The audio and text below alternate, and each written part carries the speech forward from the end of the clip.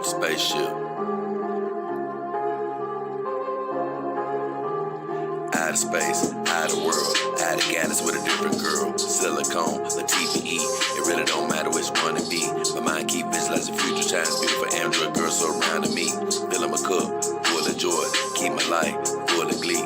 Plenty ups, never down, the way that life's supposed to be. But unfortunately, if she a Terminator, then I'ma have to terminate it. Gotta get rid of negative vibes, gotta go through negative foes, gotta block out negative voices, gotta get rid of negative souls.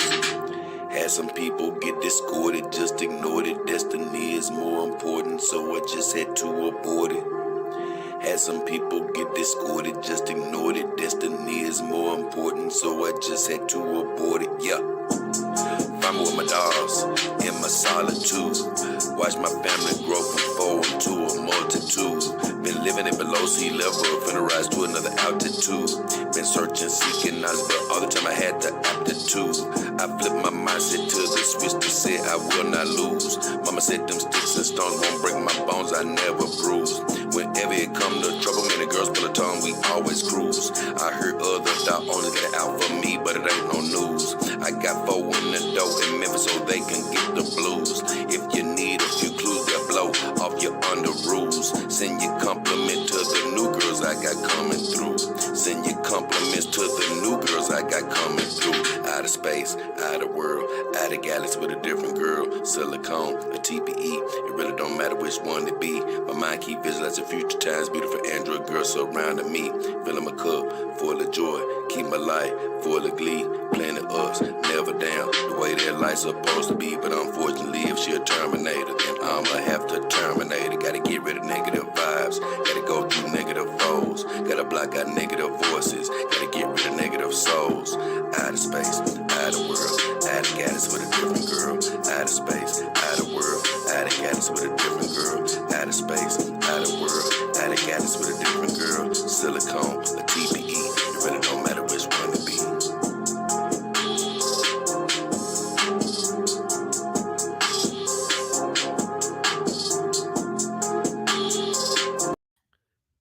Yeah. What up, what up, what up? It's your boy, J. King Hefner and the beautiful Asana Moon. And we're back again for another episode of the Dog King Power Hour, baby. And the title of today's show is Time to Take Off, baby. Time to Take Off. So, with all that said, just want to welcome everybody here. Glad to have you wherever you are in the world, wherever you're tuning in from, whatever time zone you're in. We really appreciate having you here today. Before we get started, I want to send out God's blessings over your life. We're just praying that you have everything that you're hoping for in life, whether it's health, finances, relationships, promotions on the job, whatever it is. We're praying you have it. Just believe that you have it as well. God will provide. Just stay on the path, baby. So with all that said, glad to have you today. And the title of today's show is Time to Take Off.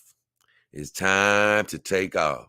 Wherever you are in life, whatever the hell you're doing, whatever dreams you got, look, it's time to put that in action and take off. This ain't a reset Sunday, but in a way, I'm resetting you in the middle of the week because time to wake up, baby. Time to get after your dreams and do whatever's on your heart. And the reason I'm just bringing this message and the reason it's called Time to Take Off is because a lot of you who may not be in the music or the hip hop industry or anything like that, I was sort of disturbed yesterday when I found out a rapper named Takeoff got killed. I think it was yesterday. I think it was actually yesterday when he got killed. But it was really, really a sad thing. You know, I'm constantly once again seeing these guys, you know, more and more rappers and celebrities getting targeted and things of that nature. And it is so frustrating to see that type of thing happen over and over again, you know. As you know, I don't like to even, like I say, call out these different colors and all of that type of stuff, as far as black, white, all that type of stuff. I just really hate it. I think we all humans. But as far as the people of color are concerned, man, that's one of the things that I just really hate, man, as far as how people, and people do that in all races, but in the people of color community, it's really rampant where, man, you can't, it's hard for you to see people that's successful. That in the community, it's just crazy how that is, man. It's hard for people to see people in their community successful, man. Uh, they go from cheering their celebrities until next thing you know, getting very jealous of them. It takes a lot to achieve your dream. A lot, a whole bunch to achieve your dream. You got to put a lot of time, effort, love, into what you're doing. And, by the time we see people as successful, I'm talking about, when I say we, I'm just talking about just the general public. When we see people on TV or doing their thing, and, by the time we see them being successful, we don't see all the work and time they put in, time that they didn't have anything, you know, times that they were struggling. And you just tend to see these people as privileged and stuff like that. And pretty soon, a lot of people see these people as not even humans anymore. They're just characters. And recently, even before him, it was a guy named, I think, PNB Rock. And this the funny part. Even the Takeoff guy, I wasn't like listening a very big fan of him or his group called the Migos. I like their music, but I wasn't listening to it 24/7. I couldn't name all their songs, and that's what I mean. I was a fan of the music they made. I just didn't listen to a whole bunch of their music. But what was so unique about this Takeoff guy is he was the quietest one in the group. You know, even today, when I looked at him, I'm like, man, yesterday when I saw his face again, I was like, man, it's a trip. I always knew him as the guy that I didn't know. I always knew him as, I mean, in the back of my mind, I used to always think like, you know what? That guy, because that's all I used to know him as, mainly that guy. I was like, man, that last guy in the group, he doing things the right way, because he always is just staying out the way. You don't really hear a thing about him. He was like the Kawhi Leonard of the Migos. You never heard a word from him other than doing the music. And I always used to respect that about him. Like, man, that dude, he know how to stay out the way. You never heard his name. You would hear from the what people consider the lead guy, Quavo, and the other guy, Offset, who is married or not married. I don't think he's married. I really don't know, but I know he dates Cardi B. They have a kid together. But you never heard about the Takeoff guy. And this PNB Rock guy that got killed, I hadn't even heard about him until he got killed. Of course, y'all know actually pretty much my favorite rapper, uh, definitely top two at the time he got killed, Dolph, uh, young Dolph, he got killed here a little over a year ago, almost a year ago now. Not quite a year ago, but almost a year ago. So, man, this type of stuff really bothers me, because it's like, man, especially as I'm just chasing my dreams. I've always been trying to chase a dream, but like, really finding something you love in life. I mean, and gravitating towards it, and then putting all your love into it. Uh, it's just hard for me to see, like, dang, man, these people, man, they ain't doing nothing but living their dreams. You could see if the guy got killed doing something uh risky or crazy or criminal activity. Nah. He was just a bystander. And just to let you guys know what happened, I don't believe in downers on the Dog King Powwow. This whole show is about how it's time to stop wasting time, baby. It's time to take off in your life. But what happened was, from what I read, I ain't gonna go into a deep dive on it, but from what happened was, they were leaving a bowling alley, and somehow the lead singer got into an argument with somebody outside of the bowling alley, and they were arguing for a while. And the guy that got killed, Takeoff, he was just standing in the background. The guy that was arguing was his bandmate Quavo, and I didn't even know this until a little while ago, but that was also his uncle. I did not know that. I'll tell you more about that part in a second, because I'm gonna get to my comments and I'm gonna get into the real part of the Dog King powwow. But yeah, he was arguing with the guy, and they say Quavo and the rest of the friends with him were just standing back there while he was arguing with the guy. And just like always, man, somebody rings the shot off, and then they say somebody else starts shooting into the crowd. And of course, in the aftermath, a couple of people were injured, but of course, Takeoff was shot. And I can't lie, I can't help but think in my mind, this is just me, man. I can't help but think in my mind, whoever the uh, shooter was tried to shoot him, or tried to shoot somebody tried to shoot one of the more prominent people. Uh, it's just hard for me to believe that the random bullet hit him. I believe it was aimed toward him, and I'm gonna tell you why, man. It's another thing that I hate about in the in the people of color community. What I really hate is it's this braggadocious nature about doing things that's wrong that really is frustrating to me. I've heard it all my life. Yeah, man, I went to jail, did 20 years. Yeah, man. Yeah, hell yeah. I was up in there doing I was the man up in there. What I'm trying to say is people have to go to jail, and I want to send my blessings out to people that's doing their time and trying to get out of there and had the right frame of mind. But then you also have these people that literally glorify going to jail and doing the wrong thing. Well, along with that comes the glorification of doing bad things. And you know whoever shot him, I guarantee you, this is just how it is in the community. You'll have somebody going back to their neighborhood. Yeah, I got him. Yeah, I shot his rich ass. I shot him. Yeah. Now what? Now flex your jewelry. Now flex your money. What are you doing? You know, just wanted to see the downfall of somebody chasing their dreams. Somehow that makes them feel like they equal the playing field. No, you just took another prominent person that's making an impact in the community, you know, away from the world, bro. That's all you did. You setting things back, not setting things forward. You're not evening things out by taking, somebody's life. This guy was like 28, and I'm gonna get off the subject here soon, but he was like 28, and I was just thinking like, dang, man, you know, folks just really getting a chance to enjoy their wealth. You know, you want to, I want.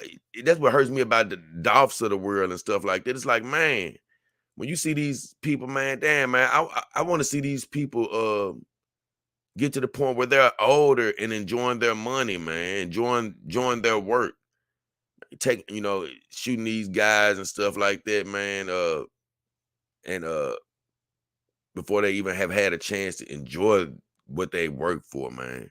And then, like I say, I've had friends get killed before, and it just frustrates me in my own mind, thinking about how I know how the neighborhood is, and you just think to yourself, knowing there's some guy in his then roll back to his house. Yeah, I got him. Yeah, I shot him. Yeah, yeah, and it pisses me off. You know, happy over shooting another man, taking another man's life, and you think you've done a good thing. And so, what I want to say is, hey, man, take off in your life. It's about that time. I don't care if you can see your dream happening. Just make a move toward it. Hey, and forget the dream. What if it ain't even about your dream? Just live life. Choose to be happy.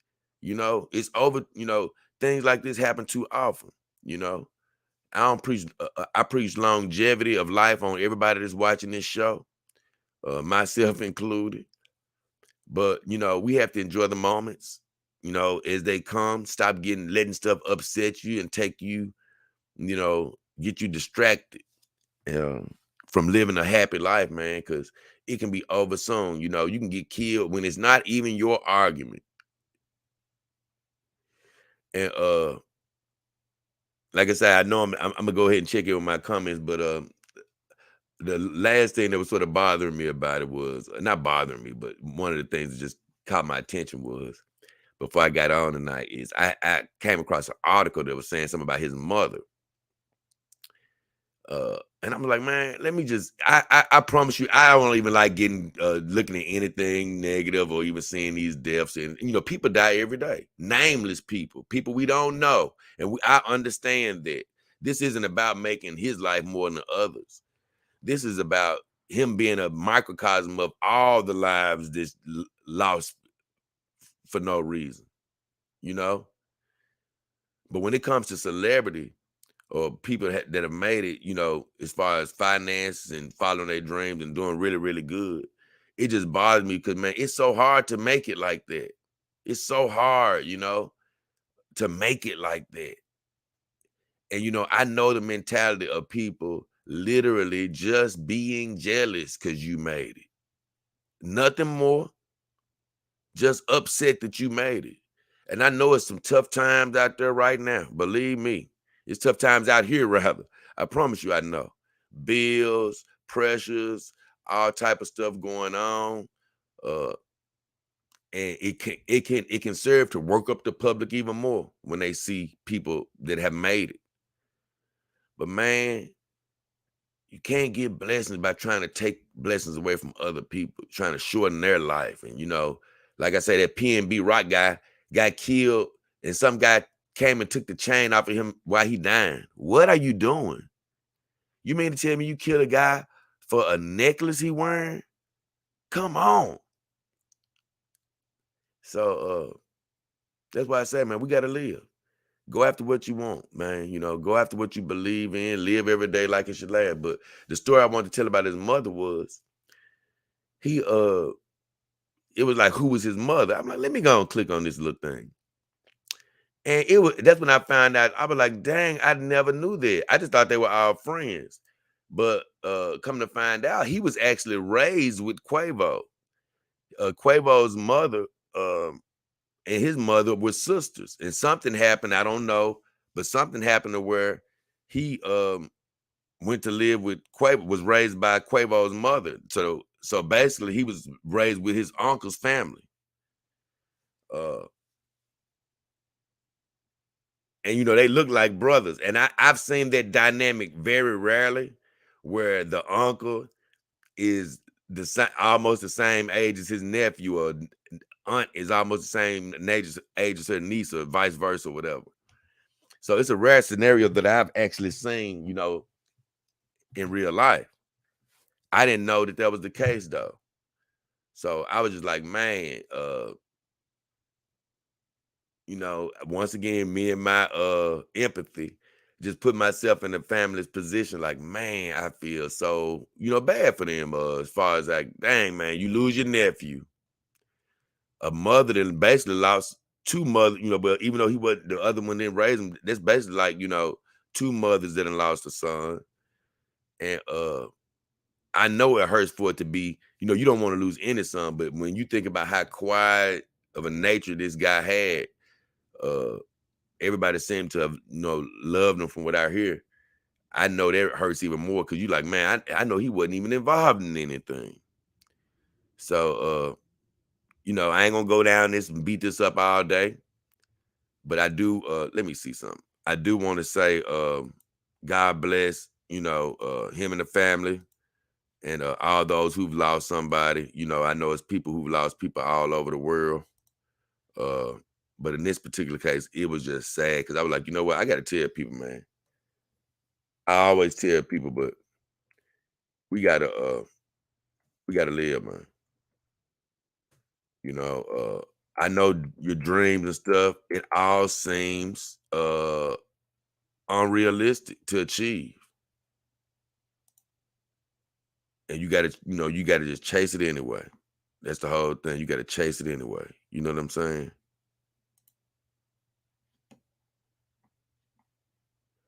But I'm just gonna show a quick picture of the guy. God rest his soul. God bless him, him and the family.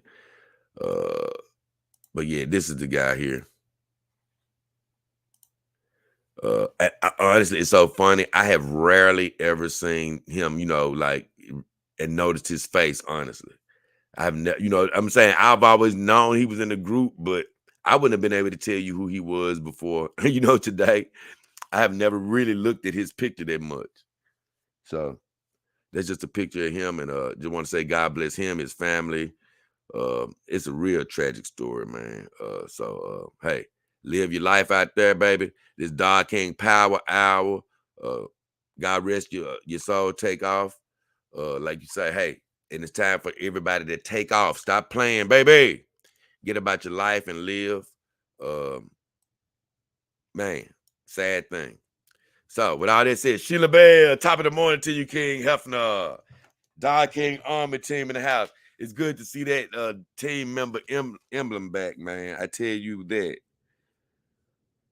And it actually got me thinking, like, man, I need to figure out, like I said, I don't know whether I'm going to start a Patreon or just something different, but I didn't like the fact that when something happened, my team was just cut out from me like that. So I'm thinking of starting something new to where no matter what happens, I still, have my people with me. But until that happens, I want to thank my Dog King Army team members. And I'm looking in my paper because I got to write Sheila Bell's name down. Now I don't know if she's going to want a companion doll if that day comes, but we can definitely make that happen. And if not, we'll figure out something else that we can get her. But this is her first time winning. Congratulations, Sheila Bell. It's your first victory. So I'm actually happy to announce that.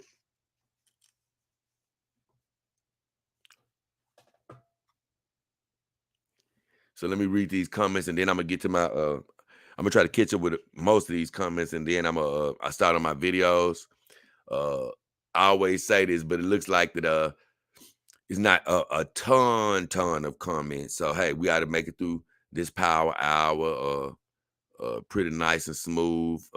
We'll see how it goes. I ain't gonna say it's gonna be short. We don't know how long it's gonna be. So Tree Goblin says, "Morning, J Dollar." Well, I ain't J Dollar. I'm J Dollar King, but I get where you're going with it. What up, Tree Goblin? And Seth freaking Riley says, "Out of space, out of world, out of galaxy with a different girl." Seth freaking Riley says, "Should be playing on the radio." Man, I just don't. You know what, man? That's just one of the things I got to figure out how to even, first of all, improve my music and then get it on some of this stuff. I said next year, man. I ain't even talking about it, but I just know that I'm gonna be trying to put more things into play. YouTube didn't say silicone TPE. It really don't matter which one it be. He says RIP Takeoff. YouTube Dennis. Yeah, man. Definitely RIP. I like to say RIH, rest in heaven. God bless you, man. It's really sad. Like I say, it's just frustrating as well because it's almost like, man, it's such a craze in this world right now.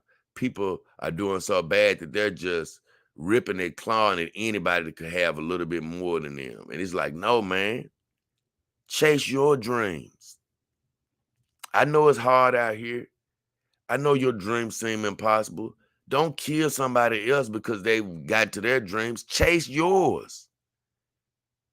Well, yeah, my dream ain't gonna get me as rich as them. That don't matter. Every dream is not the same, man. It's about the happiness it's going to ultimately bring. Of course, you want to do something that's going to, sustain you in your life as far as your business is concerned. But ultimately, man, find what you love to do. Whatever resources you get from what you love to do, believe me, it's going to feel like more than enough because you're doing something you love to do. You can't judge it by off of how somebody else doing. I can't sit up here and try to judge my channel and say, if I'm not doing as good as some celebrity, then I'm not a success. Whoa. Chase your dream. Be open for what God got for you. But man, I hear just uh, attacking people because you think they got more. You frustrated because they got more. Because I'm telling you, that's what that comes from. And arguing with getting to an argument with these with those people, that's all it comes from, is from a mindset of being jealous and things of that nature. And before I keep going, it's something I almost forgot. I always say how, man, you cannot even attempt to fight these battles with people, trying to change their mind. And uh look, once go on your path and you do your race, you can't change everybody's mind is gonna come against you. You're gonna have to allow people to disagree with you and come against you. And you got to keep on going. Once you've said your case, you got to keep on going. And in this particular instance, of course, Takeoff wasn't even arguing. He wasn't in the argument. But I was really thinking about Quavo, like, of course, if he knew what he knew now, he would have tried not to be in that argument. But what I'm saying is, he had nothing to gain. Nothing to gain from the argument. The only thing he could do is entertain somebody who had something to gain from a status standpoint. It was nothing Quavo was going to gain from even winning an argument with this guy. Whatever it was over. This guy just wanted to argue with somebody that was a celebrity and, doing better than him. And by the time he got that good reaction out of him, he had made that guy's night. And, I don't even know if that guy in particular was the trigger, I don't know if they were the people that shot. It could have been somebody else, that wasn't involved in this shot. But that argument was the trigger point. It was the thing that allowed it to happen. Like they say, man, if you're not tussling with something that has something to do with your destiny, you got to leave that alone. So these little minor arguments and stuff like that, look, let people say whatever they're gonna say about you, and you keep on going. Make it home. Keep following your dream. Cause like I said, Takeoff, he wasn't even in an argument and got shot. So it's just sad, man. Either way, Seth Rollins laughing. El Hazel Rod said, it's 4:30 in the morning here. Let's go. Yeah, El Hazel Rod.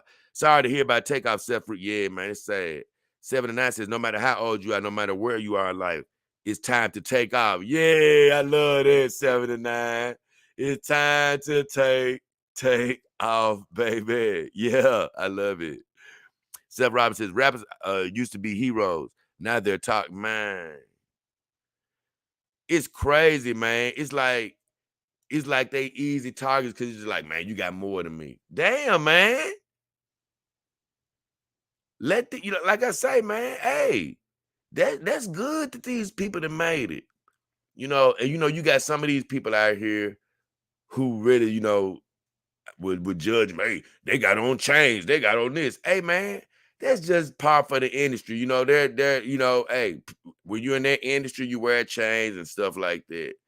But even when he was, and I hated to do this because I'd rather ever do this. I don't really like clicking on videos. When somebody got beat up or shot, I don't even like doing it. But TMZ, they always have a video on something. But I clicked on a little bit of the video, I think, with the PNB Rock guy. I was just curious. And I saw sort of some of his final moments, which was very upsetting. The PNB Rock guy was actually just eating breakfast with his girlfriend, dinner or breakfast. I forgot which one. They were at a Waffle House. Roscoe's Chicken and Waffles. He was just eating dinner. Some guy came and shoot him to steal his chain. And and Takeoff, like I say, man, he was just innocent bystander, man. And it's just a trip how these people just are that inhumane, man, to where they just, like I say, want to attack these people. And when Takeoff was lying there, the only thing I was thinking was like, man, people don't even really, the people that's shooting them or wanting to attack them, what I think is so funny is they don't even realize, hey, bro, these are just entertainers. In 98 or 9% of the time, these rappers, they ain't really gangsters or something. And even if they are what you may call affiliated with a gang, it's only by name. You know what I'm saying? Because probably they had to just get affiliated in some way or form or another when they were growing up. They probably got involved. But in most cases, these rappers are not on the streets doing anything. You know what I'm saying? They ain't no gangsters and stuff. They might have a lot of tattoos, but they just regular guys. They just artists. They are literally, you know what I'm saying? You shooting the guy, and in your mind, you acting like this dude a real gangster. No, man, this dude is just a musician. He's a musician, dude. You think he ain't a gangster, bro. He just and he ain't portraying it. He just a musician. Especially with that group, they ain't never portrayed to be gangsters. But you know, I just trip that's just how people see these people. You know what I'm saying? It's just so frustrating. But either way. YouTube Dennis says Dolph died grabbing some cookies. Yeah, he not only died grabbing some cookies, but he was getting cookies at my favorite cookie place, which was happened to be his favorite cookie place. I didn't know that, but it's crazy because I had been wanting those cookies from that place for 2 weeks before he died. I mean, before he died. And what was funny is I think that was before I had really got worked up into riding my bike or anything. If, if I ain't mistaken, it seemed like my car had just went down or something similar to that.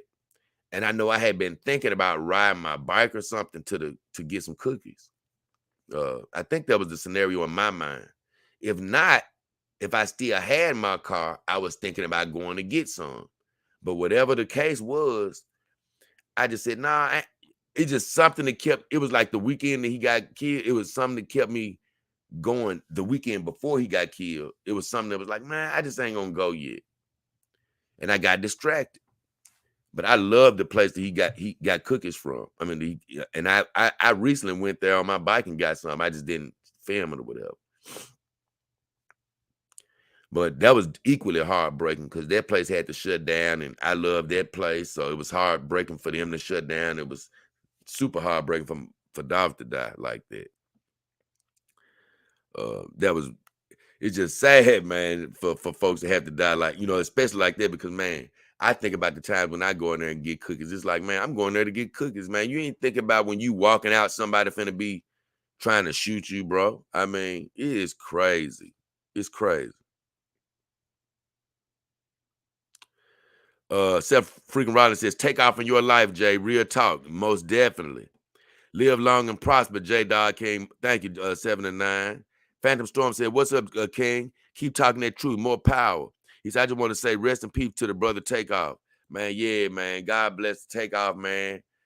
I think for everybody that's even slightly aware of this guy, I think all of us really super feel even worse because, man, this guy was a quiet. I didn't know him personally, but I promise you, bro, I ain't never met one of these quiet guys that wasn't just really a nice guy. I know sometimes the quiet guys can do some real harmful things in the world, but he just seemed like one of those peaceful, quiet souls. You know, he never was seeking the limelight. And even if he was seeking the limelight, I'd feel bad for him. Don't get me wrong, but I'm just saying for a guy like that to just get killed in the crossfire, it's just heartbreaking. Jelly Tay says, Jada, what up, Jelly Tay? Jelly Tay says, how did you get confident enough to be public with your dog? Man, hey, I'm sorry, bro. You know, maybe you can work up the nerve to do something like I'm doing and stuff. You know, and I try to help people with that, you know. Maybe you can work up the nerve, but I'm just gonna be just 100% honest with you. You can ask my mother. It's just something I'm born with. I was born with, bro. I just don't give a damn what people think, bro. That's just the truth. You know what I'm saying? How did I get the nerve? I've always had the nerve. I just don't give a damn, bro. I'm not letting people dictate my life. You know what I'm saying? They talking about you. Talk on, bro. My mother was talked about, you know what I'm saying? She was handicapped and stuff. And, you know, she used to tell me all these stories of being talked about. Dog, you know, people talking about her, you know, the way she was made and stuff, made up and stuff or whatever. I ain't gonna go deep into her story, but I just say, you know, and you know, growing up with her being handicapped and you know, and sort of experiencing some of the stuff that she used to talk about, not just as far as people talking about it, but just dealing with people trying to judge you from the outside looking in and all that type of stuff. I think all that type of stuff led me to just have a lot of tough skin. And then even me, I mean, I'm just like, I'm a human like everybody else. I've had insecurities and all type of stuff before, but I just worked all the way through them because I'm just like, you know what? I just, after like I say, growing up with my mom, just knowing what she went through, it's just like I'm not gonna let. She used to always tell me, "Sticks and stones will break your bones, but words will never hurt you." It's just like, man, I ain't gonna let people's words dictate what I do. You know what I'm saying? And I'm gonna be honest with you. If you've lived a life of always being scared of what people think about you and about what the masses are going to say, I can't really say that, I mean, maybe, I don't know. I believe you all have the power to come out of that. Believe me. I believe you all can live a bold life. If I didn't believe it, I wouldn't preach that. But it's gonna have to come down to something in you that's gonna be like, I don't give a damn what people say, because it ain't easy, because you're gonna feel what people say. You're gonna hear what people say. You know what I'm saying? You're gonna feel the pressure to do what they want you to do. And you're going to be faced with constant questions going across your mind and your soul about, do you want to conform? And I always say, hell no. I ain't conforming to a damn thing. You know what I'm saying? Because like I say, people want you to live by what they want you to do to be happy. They want you to go by their rules or be unhappy. Man, get the hell out of here. You live your life, do whatever you want to do to be happy. And guess what? I'm going to do what God put in my heart to be happy. And if you talk about me like a dog, so be it. So be it. Talk. Go right on the head. The more you talking about me, the more you ain't focused on, bringing happiness to your own life. And that's what we all should be trying to do. Hey, look, focus on yourself. So with all that, that's it, Jelly Tay. I never had to learn. I never had to learn how to be confident. Seven Freaking Rider says, rapper T.I. had a similar incident. His friend, oh yeah, I remember that. He said his friend died because of an argument he had. That song, Dead and Gone. Yeah, I remember, and it was a bit different because he had gotten into an argument, but I think they had actually got on the bus, and the people shot on his bus, and the guy got killed while they were on the tour bus, from what I remember. Of course, he said that changed the hell out of him, of course. I mean, it's still a similar scenario, like you say, but in this particular case, this guy was just, they was out there in the midst of the argument, no bus or anything, just standing out there. And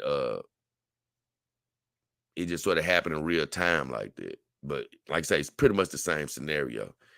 I say this, I don't give a damn what the actual particulars of it are. Whenever somebody close to you gets killed like that, it's a traumatizing event. I say that. So, Tree Goblin says, one life, live it. Seth Freaking Rollins says, where did you work at before you became that? I can't say that. I'm not going to say where I worked at. That's too personal. I wouldn't do that. Also, while you're actually working at a place of employment, they don't ever want you to bring their, business up online and things of that nature. Well, even though I've stopped working there, I'm still going to keep that private. I say this, though, it was just a normal line of work, as far as I was working in what you would call a returns department, where I would receive merchandise and make sure it's stored in a proper inventory. That's what I would do at the warehouse. So I was in returns. That's all I was doing. It was a decent paying job, things of that nature, mid type level job, it was paying the bills and things of that nature. Nothing I ever wanted to do, aspired to do. It wasn't what I went to school to do. It was what what a lot of people with college degrees do, end up looking for a job in their field. And next thing you know, guess what? Having to get a job to pay the bills. And so that's really what that was. And it was always like that. I never really worked in my field, honestly. Actually, I'm working more in my field now than I ever have. Dave Romano say, "What up, Jay? What up, Daniel?" So now, I guess I want to just say once again, man, God bless Takeoff and his family. You know, I just say this last little soliloquy, you know, because once again, me and my family have talked about these type of things, but I feel so blessed right now to be doing my show with you guys. And whatever you're doing today, do it with energy, do it with purpose, you know. Uh, but I just feel so blessed because I'm doing something I love this morning. Uh, and you know, it doesn't matter whether we've made it to our destiny or not. You know, every day just strive towards doing something you love, man. Towards doing something you love. Do it with all your heart. These moments are not guaranteed, and so uh, that's really what this whole thing was about, man. We ain't got time to waste. We got to take off in our life. Do what we love. These moments are fleeting. Uh, and man, you know, you don't want to have any regrets about the dreams you didn't choose to follow. Go ahead and follow them. Because a lot of times, man, this is the other scary part. The other scary part is you're so scared to chase your dreams that you don't chase them, right? And then you end up not dying like Takeoff. You end up living a long life. And you know, that's even worse than dying a short life from this standpoint, where you live a long life never chasing your dreams, never taking off. You know what I'm saying? Scared to fail, or you know, some of that nature.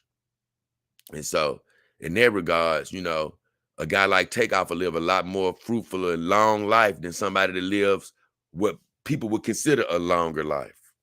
Which I already told you, nobody lives a long life here on Earth. It's all short. But as far as our lifespan is concerned, you don't want to get to the end of your life and never have chased your dreams. And like I said, we're blessed today to be alive and well to chase them. So, you know, chase them today. And even if you're going to what you consider a regular job, it's part of your journey. You just don't know it yet. You know, you could be working that job to meet somebody to take you to your true calling. You could be working that job to save up resources to get to your next calling. It could just be a stop on the path, you know. It could just be a blip, you know. God just had you there to meet somebody and then he'll move you on. But rest assured, whatever you're doing today, it's a part of your journey. It's a part of your ultimate journey, even if it's something you don't want to do.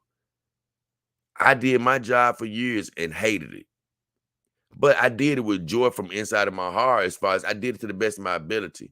You know, I love the people around me. You know, I just didn't choose, you know, that wasn't the job I ever wanted to do. But I did it to the best of my ability, and I was good to the people around me. And you know, now that I'm doing something I love to do, I realize how much all of it played a part of where I am today. You know, so even if you're going into what you consider a regular job or something you don't love to do it right. Do it the best you can do it. Do it with a good attitude. Be friendly with the people that you're working with. You know, it's all leading you towards your ultimate destiny. You don't even know how God could be bending you. He could be having you there at that job, teaching you how to talk to some of the people at your job. So when you go to your ultimate calling, you'll know how to talk to them. Or you could be learning a skill that you don't even know you'll need in the future. Keep a good attitude. You know what I'm saying? Treat people right. Look, and guess what?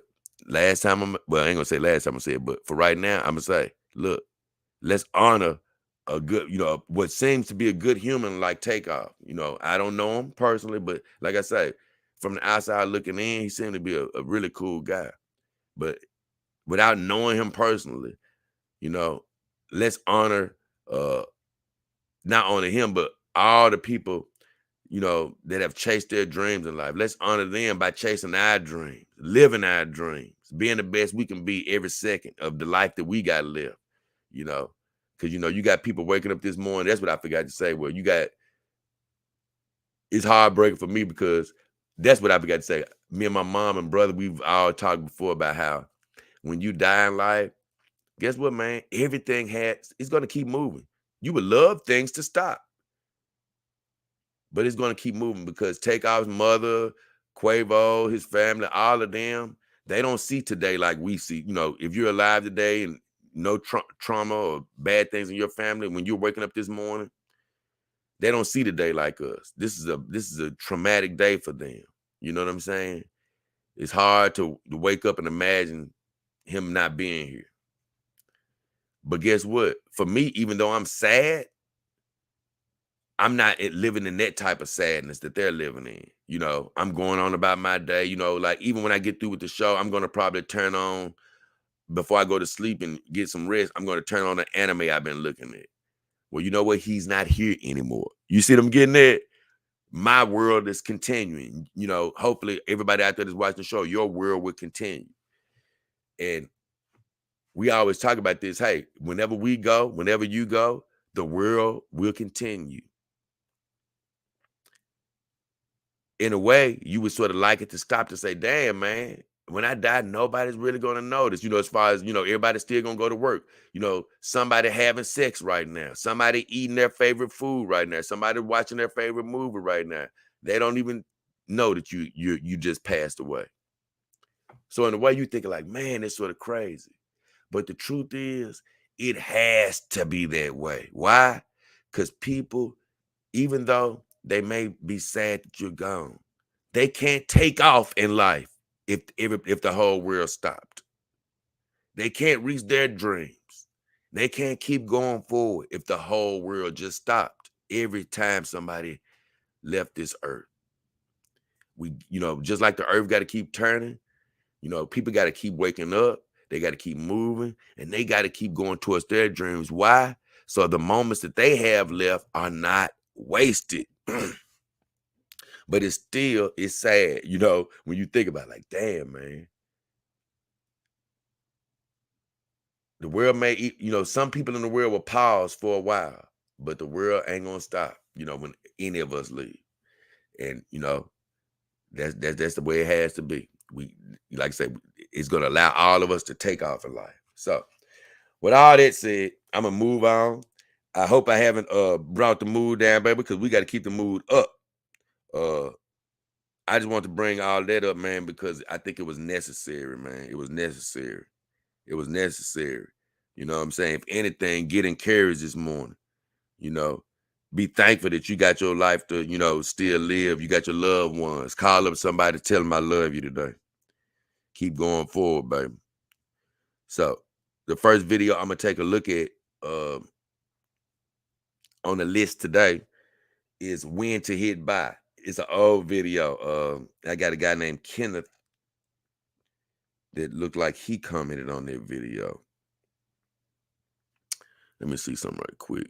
I think I could probably catch up right quick. Hold on. Seth freaking Rollins said, sorry for asking Jay. No problem, Seth Rollins. It's all good. I understand. I mean, and no harm by you asking. I was just like, you know, I can't answer that particular one. But no, don't worry about being sorry for it. You're good. 7 to 9 said, I like this power hour. 7 to 9.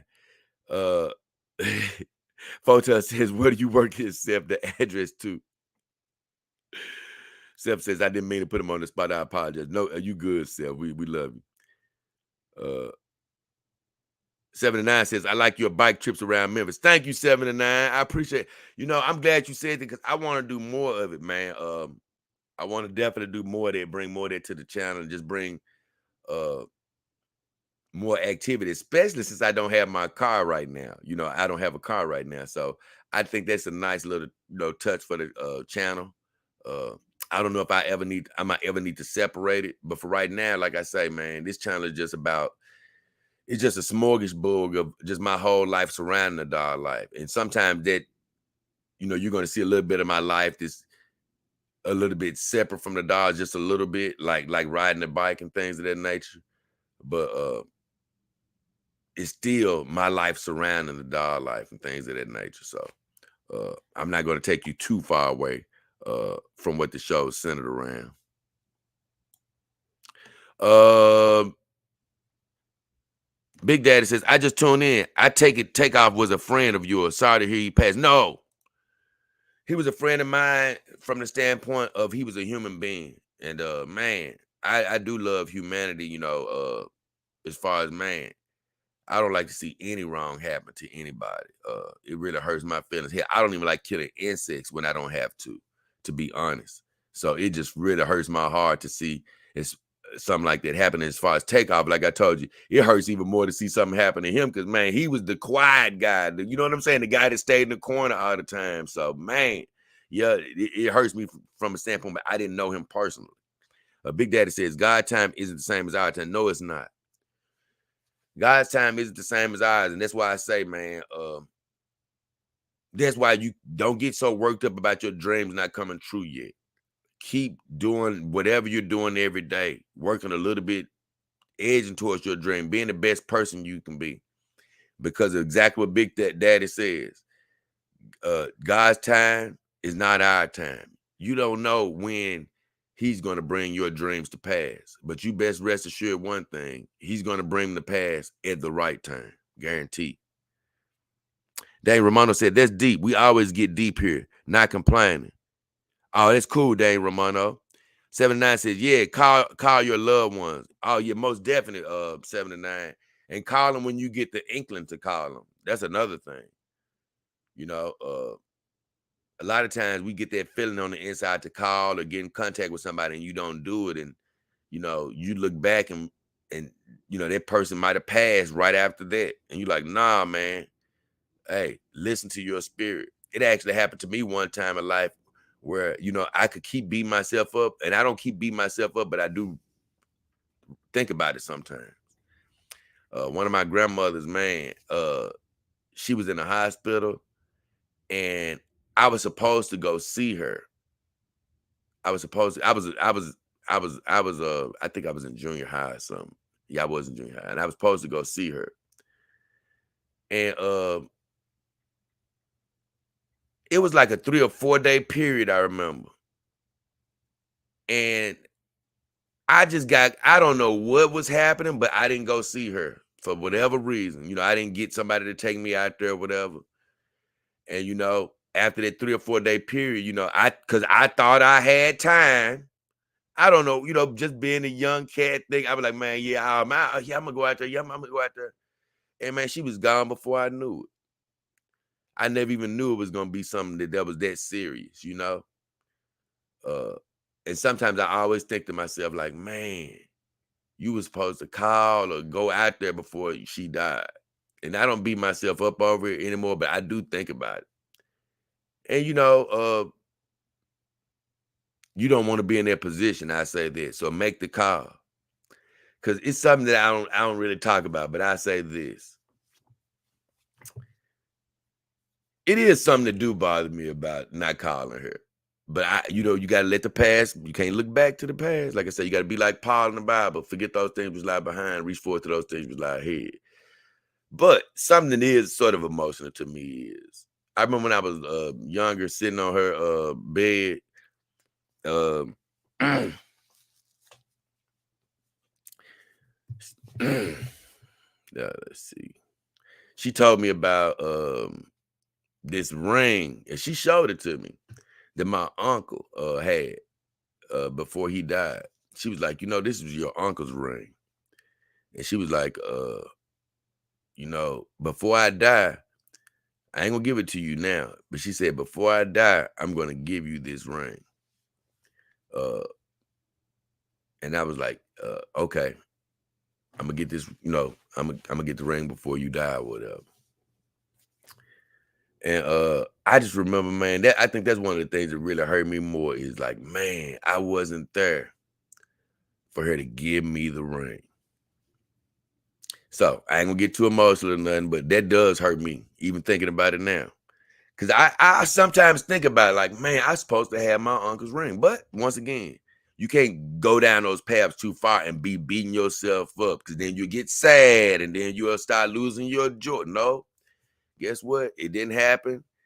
I learned from from that particular time. And guess what? We got to keep going forward. But that's why You got to listen to that calling in your spirit. Contact the people that you need to contact. You know what I'm saying? When you hear it in your spirit, you know. And they really are simple things, calls and text messages, and the small things go a long way, It goes a whole long way. So, hey, do it, because our family are the people that, you can end up taking granted for the most because they're there with you, and you see them all the time. So, or, or you know them better than anybody else. So, hey, don't take them for granted. Call them, get in touch with them. So, with all that said, I'm going to keep on rolling. Yeah, I'm gonna get into the videos very soon. Photon said that was needed. It's necessary to hear advice on how to handle deaths and move on. Can't jump the graves with them and lose oneself. Right. Stay in the world of the living. Right. Right. Thank you, Jesus. Hey, and hey, look, whatever you believe out there, God bless you. But you said a mouthful right there. You said a mouthful. Stay in the look. Look. We got to recognize what's gone. But guess what? If you get too caught up in it, you won't live the life you got. You won't live the life you got. And look, I promise you, by the time it's our time up, you'll be thinking like, damn, I wasted all my time being sad, about them being gone. I forgot to do my life. We're going to see the loved ones again. That's why it's important. Go ahead and chase your dream. 79 said, maintain full emotion. Say your words loud and don't fall off the stage. Big Daddy says, life is truly a series of learning experiences. Amen. So, with all that said, we're going to go ahead and get this show on the road, baby. We're finna get this nitty-gritty started. And we're going to my video, when to hit buy. And the first guy to come in on that video was my guy, Kenneth Turk. And he says,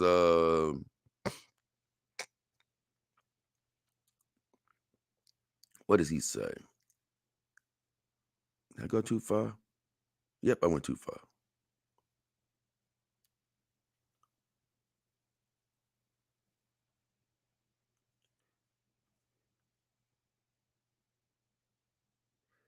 I thought that was the first video. Am I wrong?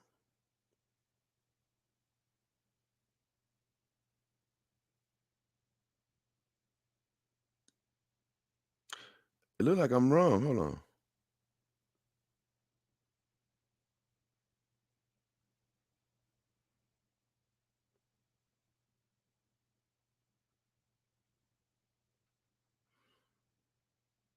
It's very rare.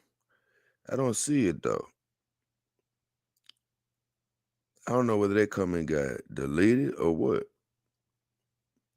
But I got it up there number one.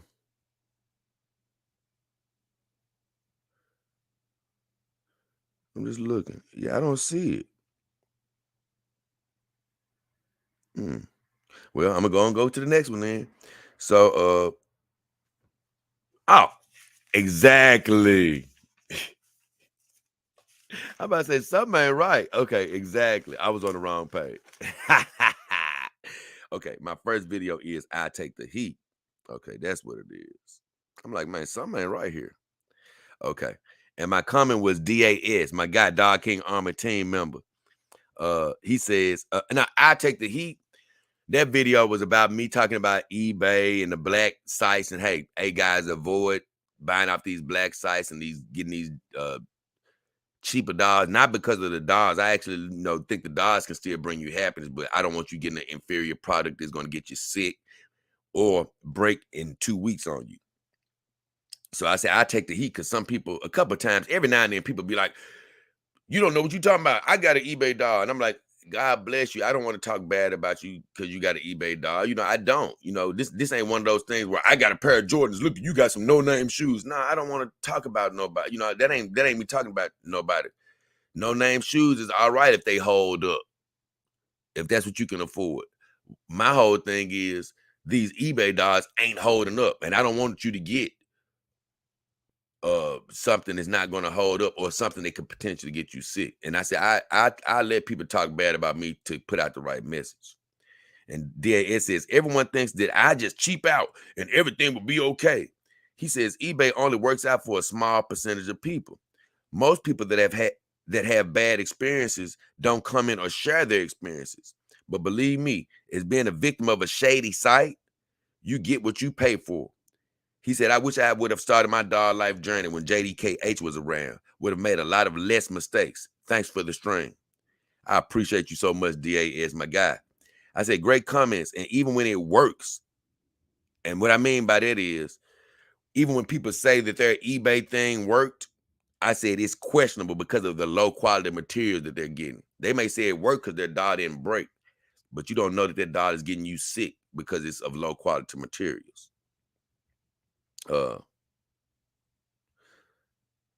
Something else I didn't tell him is he said most people that have had bad experiences don't come in and share. I know one thing. I've met a ton of people that have told me about their bad experiences. Now he's right. I don't always see comments all the time from those people, but a lot of people have emailed me and sent me private messages about how they've had hellish experiences with eBay and black sites. And he even said he was a victim of a shady site. I really appreciate that. He said he wish I was around, of course, and he wouldn't have made a mistake. And that makes me feel good to hear that because I know when I was around, I didn't, if I had been around for me, from when I was buying a dog, if I had existed for me, then I would have heard myself tell me not to get a super heavy dog.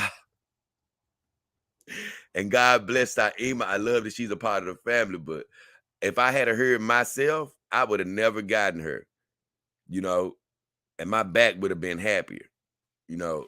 Now my life, I still love her in my life, but I promise you, it makes me feel good to hear somebody say that I helped them, that they would have done better if I had been around, because that's exactly why this show is here. I told him also, God bless you, my friend, and thanks for the amazing support, because DAS is a really big supporter of the show. Appreciate you, man.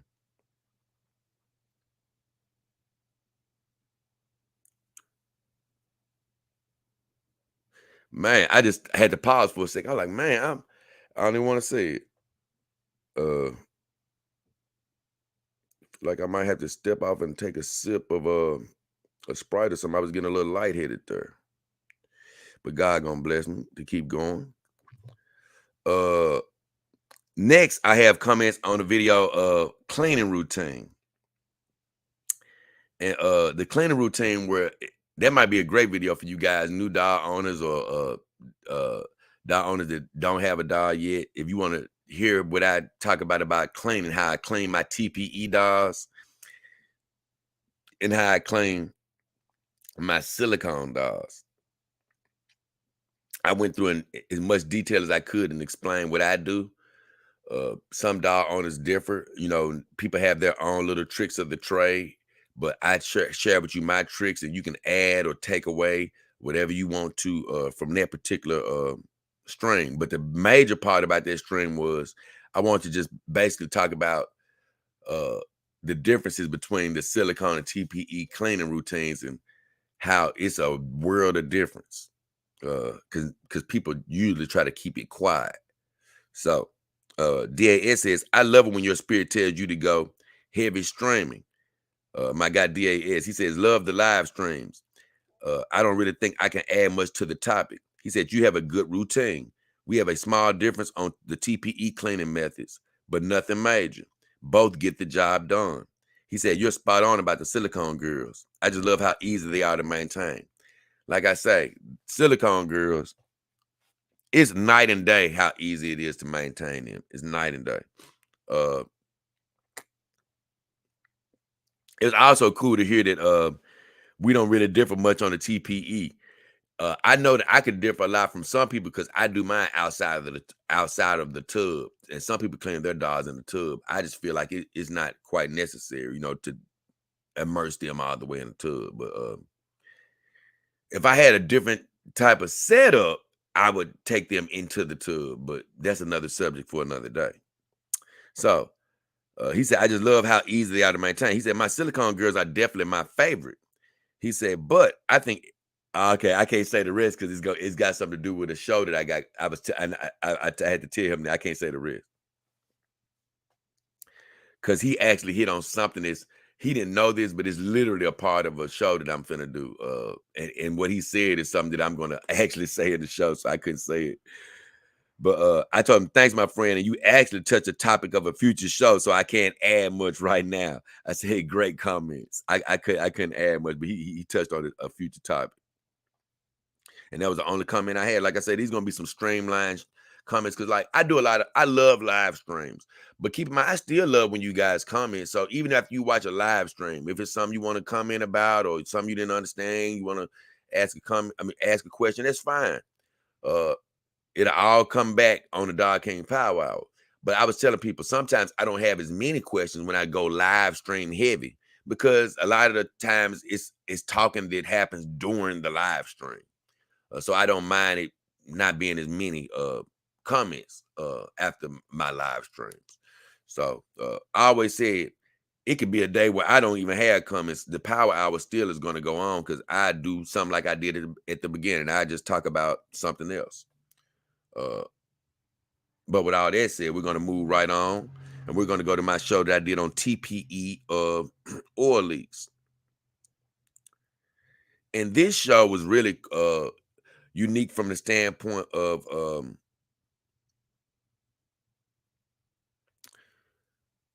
I was just talking about how TPE actually leaks from your dog in a very small increment over time.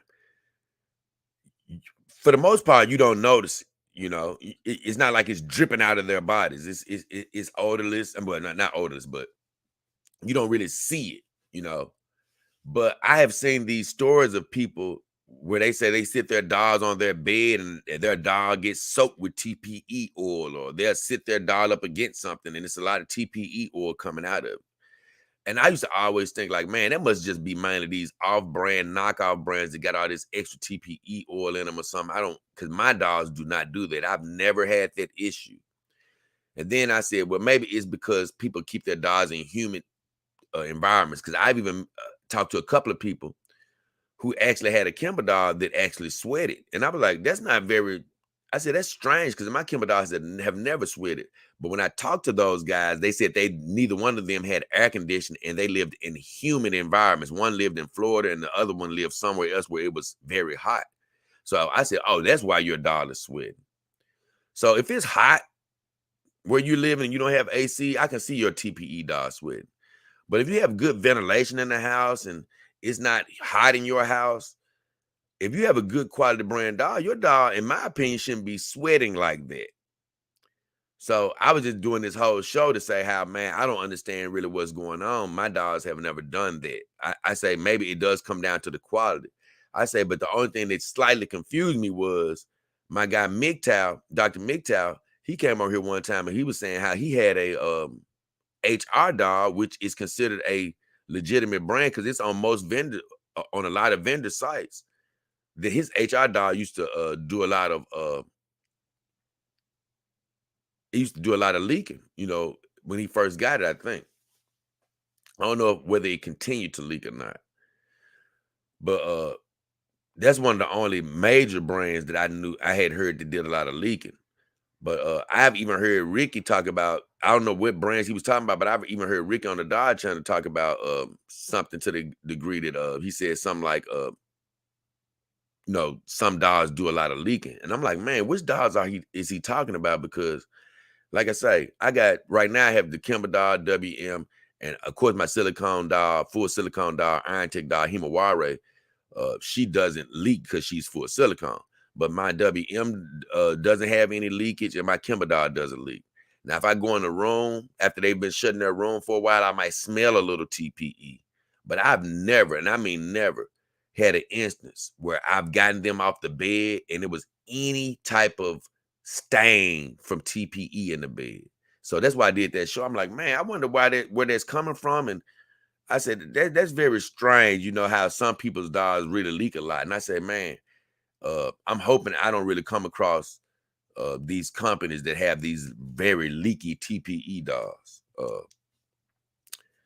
I definitely don't want to come across that. But with all that said, the only comments I had on this one was from Seth Rollins, actually. He said, I found a doll I like. She's perfect.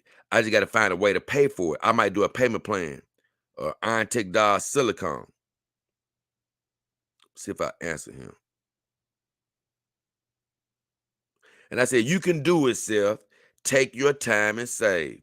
When you get the money, you may have another girl in mind because that's how it is. You may be saving, but times change, technology change. These doll companies coming out with new dolls. Man, by the time you get the money enough to pay for the doll, hell, it may be another model, another face out. You be like, damn, now I want this one. So but the good thing is you actually have the money by then. So hey, just keep your mind open. And back up to what he said, I got to find a way to pay. Like I say, just save. And then it's funny, you never know what type of breakthroughs are going to happen in your life. I always tell people that, man, you be saving and then, man, money will come out of nowhere. You just never know where it may come from. So just make the first move and start saving.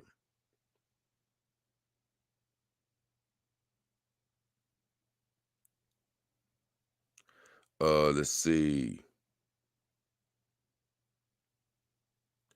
Then we got Jamie. He says, I was looking at a Zelex doll, but I need to save up for one too. He said, I'm going to be honest. I would rather be single and have one of these beautiful dolls. They look better than the average woman anyway, in my opinion, and none of the negatives. And Seth actually commented to him. He said, Jamie, I seen their dolls. They look super real. I was going to try them. He said, but I'm going to try Iron Tech. Jay had a good experience. I hope I can too. And Jamie says, I'm checking out Iron Tech now since you recommended them.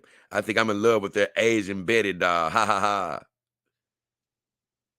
And Seth says, Zelex and Iron Tech have nice dolls. It's a tough choice, lots of detail. I hope you find the one. So they were just going back and forth. And Jamie was like, I like the curves on the slim body, and their BBW body type has that nice balance. Good luck to you too, by the way. Which iron doll do you like? And Seth says, I posted a link, I guess, on my channel, but just to let all you guys know, you cannot post like website links or something on my channel comments. I got those blocked because all these bots and all this type of stuff come in. And plus, I don't like all this cross promotion type stuff coming on my channel. I remember when I first started my channel, you had all these people, hey, go support such and such channel and all this other stuff. I'm like, no, this is not the place for that. So I actually block website posting and stuff like that on my channel. So you can't post links, rather. You can't post links. You can do all the talking you want, but you just can't post links. So what I told Jamie was, say for the girl you want, Jamie, the doll life is amazing. If you're ready to accept it's not a replacement for human women, because it's not, it's its own thing. I said it's a different and alternative lifestyle that's not for everyone. I said, but if you uh embrace it for what it is, you will be very happy, my friend. And then I told Seth, I said, Seth, Zelex looks great, like a great brand. I said, but I've touched an Iron Tech doll, so I can definitely speak for the quality of their products. I said, there are many great brands, which there are, to choose from. I said, take your time and go with your gut. So Zelex, and there's a lot of other great brands out there. I've even talked about Zelex before, but there's a lot of great brands out there. Uh, they are not all Dog King certified because I haven't touched them. But when I touch them, it just goes to a new level because that's when I can really say, look, man, I know exactly what type of quality this is. I'm not guessing from website pictures. But Zelix is one of the dog companies that I'm looking at to say, hey, they look like a pretty good brand as well. And although I do want you to go by me as far as, hey, you can go by my experiences and know that Iron Tech is good. Kimber Doll is a good brand to go with. WM, hey, I had got a couple of little things to say about them, but they're a good brand to go with. Because I own them, I can tell you that. But there are other good brands, of course, that I don't own. And when it comes to you out there as a shopper, you can choose to be like, you know what? Jace got this doll and I know it's good. I'm gonna go with this one. Or you can be like, hey, I know he may not have this doll, but this is a good brand. And I just want to try this one. And that's what I say. Hey, go with your good ultimately. Because it's a lot of good brands out there.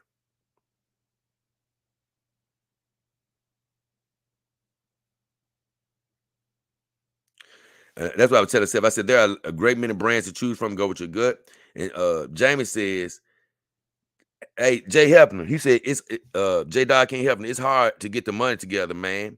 Maybe it's just me, but I think this lifestyle is better than having a real woman in more ways. Nothing against women, as they are great friends, but modern relationships and things like marriage, divorce do not benefit men. On the other hand, it's good. It's a good time to be a woman. So he was basically trying to say, he sort of think women got it good right now. And I say this, uh, I want to go back up to what he said about it's hard to get the money together, man. I understand what he means, man. Before you get a dog, it just seems so insurmountable when you paying everyday bills, and then you start thinking about the whole notion of saving $50 here or $100 there or $25 here. You like, man, it's gonna take me forever to get a dog. But I'm telling you, just take a step. By the time you save $200 or $300, you never know what may happen. Like I said, you may end up getting a chance to add a chunk of money to it. Anything can happen. But here's the deal. Even if it take you a little while, once you get the girl, it's gonna all make sense. Believe me. You're gonna be happy that you took the time to save it up. And it's like anything else. I did a video talk about take a step, meaning like take a step towards your dreams, even if it seems insurmountable. And you'll look up and you'll be at your goal before you know it. You'll be at your goal before you know it if you just take a step. So I know it seems insurmountable, but you can do it. And he was just talking about the things he like about the dog life and stuff, or being single. And believe me, I'm living a dog life. I love it as well. But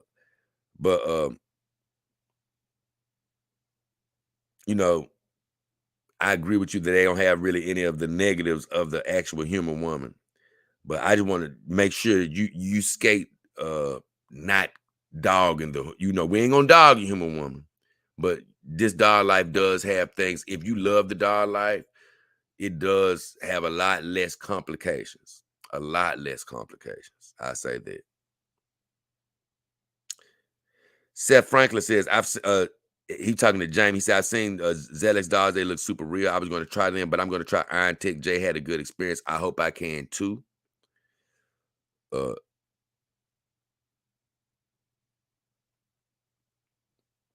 hold on. I already read that. My bad.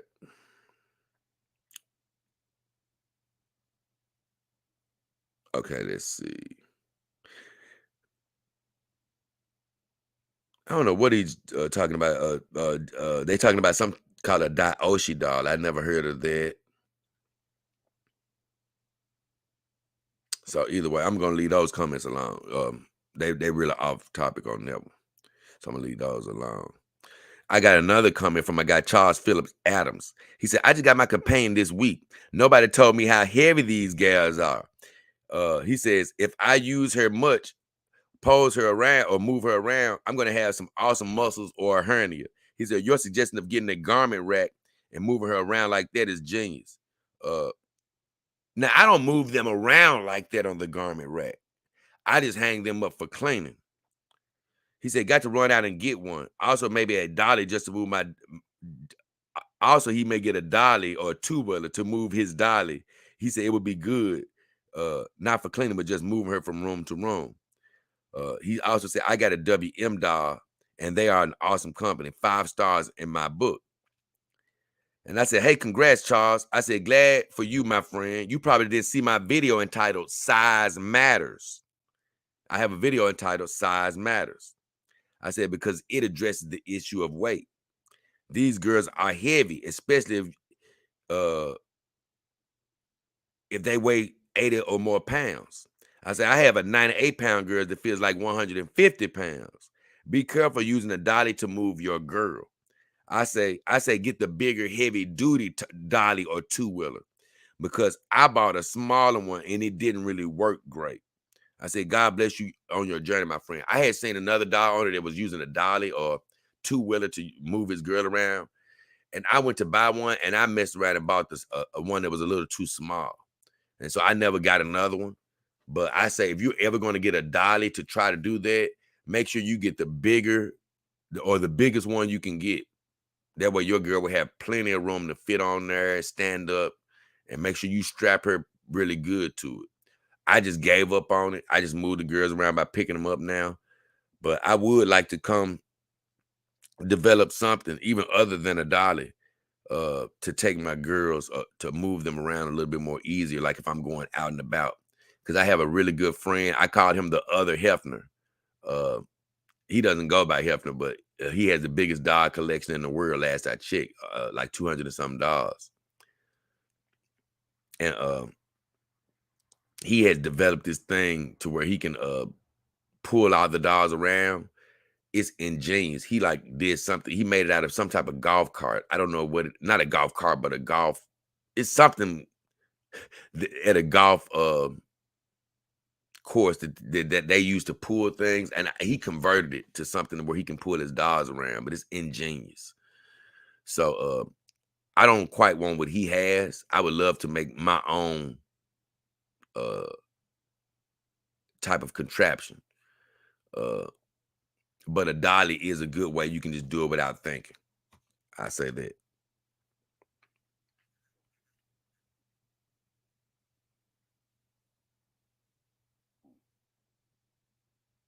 Okay, so that was all I said to him on that.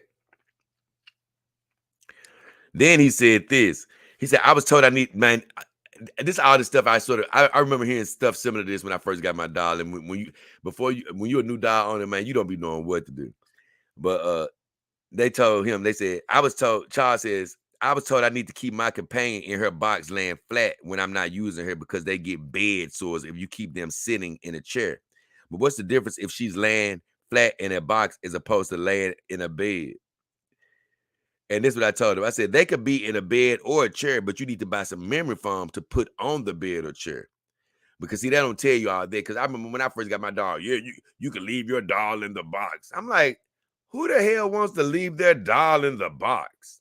And then I was reading about certain people. They was like, yeah, man, I store my doll in the box and push it up under the bed. I'm like, man, I'm not gonna be keeping my doll under no damn bed. I mean, I was like, no, I'm not doing it. So either way. I said, they can be in a bed or a chair, but you need to buy memory foam. I said, with memory foam, they can sit or lay for days without a problem, like I did a video on recently. I said, get plenty of 2-inch or thicker memory foam and you'll be good. I said, you'll get the most out of your girl by letting her sleep with you. I said, I said, I said, put a couple of layers of memory foam on the bed and a layer on her chair, and you're good. My girls have never been back in the box. And that's true. My girls have never been back in a box for any damn reason. Now, if I end up having too many girls where I don't have a place to store them and some literally have to try to stay in a box for a while, that'll be a whole nother scenario that I have to deal with when that happens. But as of now, I've never stored anybody back in their box. And if he putting them back in the box, that's why I was like, man, you're not getting the best enjoyment out of your companion dog. Because even with me not making love to my dogs, uh, one of my good viewers, Mountainous, I remember back in the day, he was like, man, you got to start sleeping with your girls, not sleeping, making love with them, but just sleeping in the bed with them. He like, that's one of the best things to do. And man, I had already been wanting to do that, but I hadn't quite done it yet. And I was like, man, let me start doing it. Because I was actually scared of what he said. I was scared about them laying in the bed for too long. You know, they'll really spook you when you first get in the dog. But I was like, man, one day I was like, nah, if other people laying in the bed with their dog, I got memory foam on there. She should be good.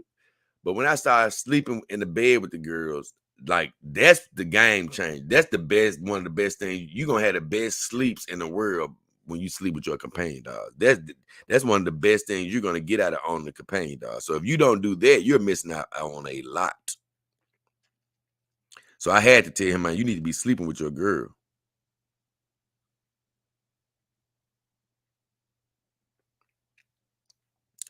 Last comment, I'm not gonna leave it alone because he was just saying some stuff. I don't know what he was saying. This dude named Lee guy, he's commented before, but he said something about thank you for not making me alien when the girls come through. Then he starts saying some stuff that's illegible. I don't know what he's saying really. He did say something like, I want to curl up with the girl who takes all my weapons away. I don't know. Look, I don't know what he's talking about, but God bless. So that's dead on that video. And what was that? TPE oil leaks. Okay. I want to make sure. Okay, I ain't got many comments, so I can keep going.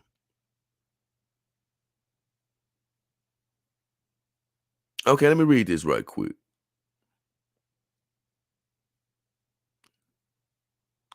Novella says, thank you so much. Uh Thank you so much for this convo. I need to hear this right now. My grandmother just passed. It's hard to see my father so sad. And your words and the chats replies soothe and comfort. Oh, God bless you for your loss. And like you say, I know your father going through it because, like I say, man, it's hard to break up with a girl that you love, and you just say you don't want to break up with her. But if it's caused by death, then I know he's really having a hard. He's dealing with all the stuff I be talking about. It's hard to even sleep because you used to somebody sleeping with you and stuff like that. So I want to send God blessings to him and soothe his heart, mind, and body. Let him keep going forward and not backwards. He will recover. He will be okay. And I pray he's better sooner than later. That's for sure. Oh, Pro Moore says take a break and sip something if you're lightheaded. We'll be here. Thank you, Pro Moore. I appreciate it, man. I almost did. I almost did. YouTube Dennis says if you have good credit, you can get a dial for $180 a month on your dial. And a lot of these dial vendors have payment plans, and your dial is a vendor of mine.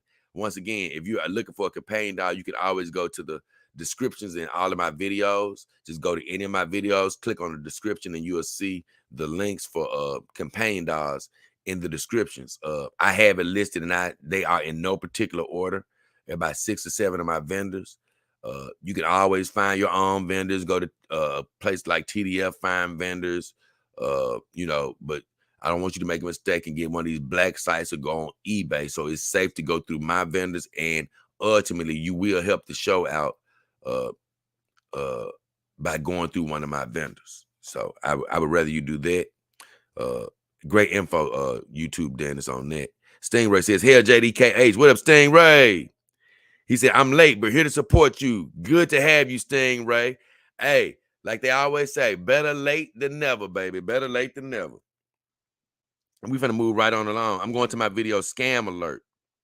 And on Scam Alert, I was basically talking about what I just said. Avoid the eBay sites, avoid these black sites for a companion dog. I love eBay, but not for a companion dog. I said, it's not worth your money to be buying this low quality stuff when you can just go ahead, save a little bit more, get something quality, and you'll be a lot more happy, a lot more fulfilled. So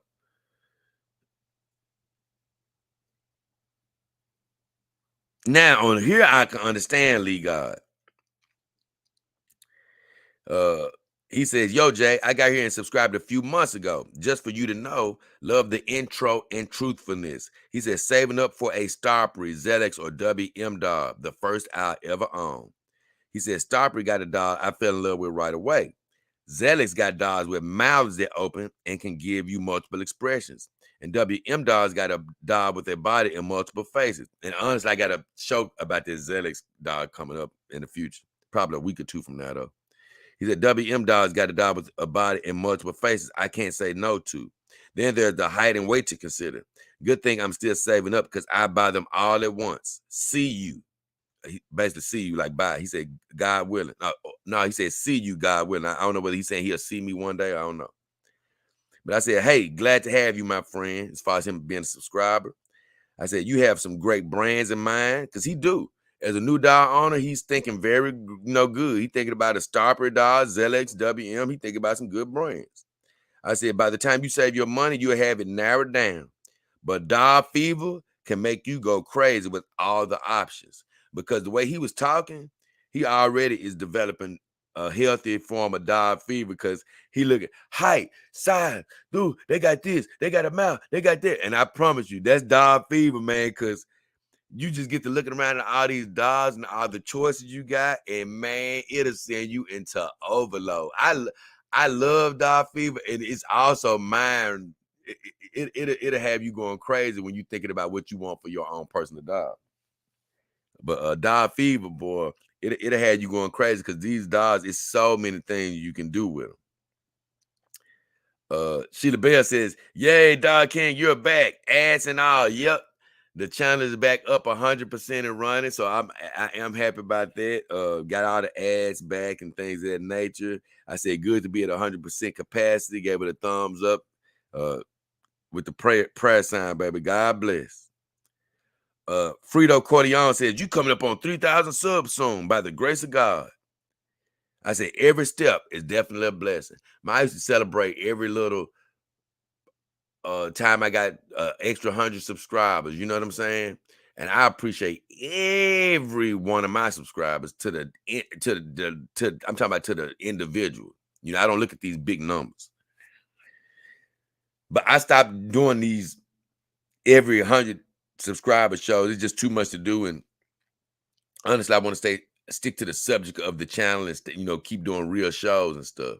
But I say when I start getting to significant milestones, I will bring them up.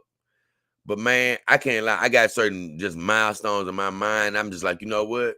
I'm just gonna hold pat until those milestones hit. Other than that, I'm gonna keep on just trying to produce good quality content and having fun with my viewers and not gonna worry about the numbers as much. But I thank you for everybody that's subscribing. And by the way, if you haven't subscribed, please subscribe.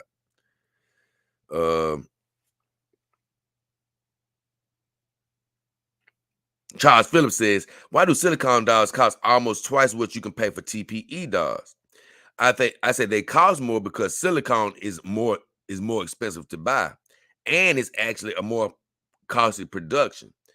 Uh, I say it's also more durable than TPE over time because silicone does cost more, and they say it's more unforgiving. So you can try to make a silicone doll, but when you make a mistake, they say you got to start all the way back over. You can't just. I think they say something about you actually have to get rid of it or something. You can't reuse the material. Uh, Whereas TPE or something, I think you can like melt it back down and reuse it. But with silicone, you can't reuse it or whatever. Charles Phillips says, "I never thought about that when I made my purchase." He said, "In the future, I'm going to have to consider that. But at a couple grand a dollar, I'm not going to be buying a second one too soon."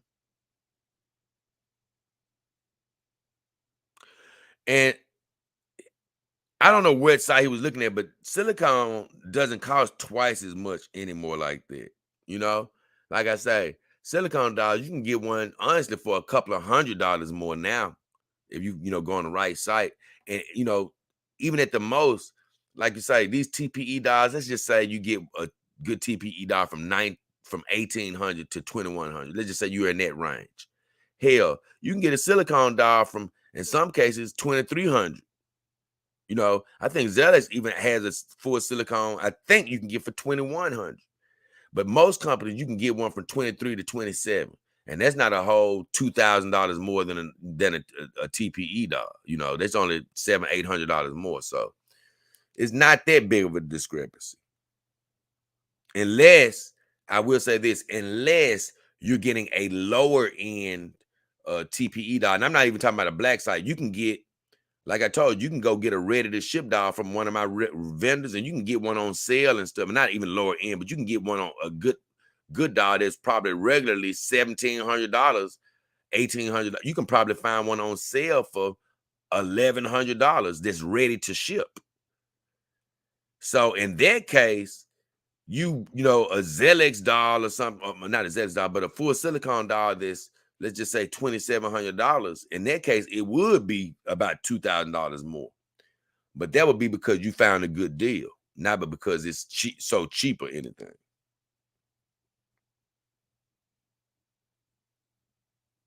But I say this: once you do get a doll, no, you probably won't be just buying one back to back to back because they are expensive. They are expensive to have.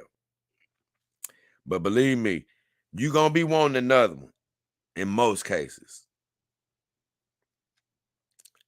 Charles also asked me, "How does a single WM head and a cleaning cost you over $1,000? That's simply too expensive."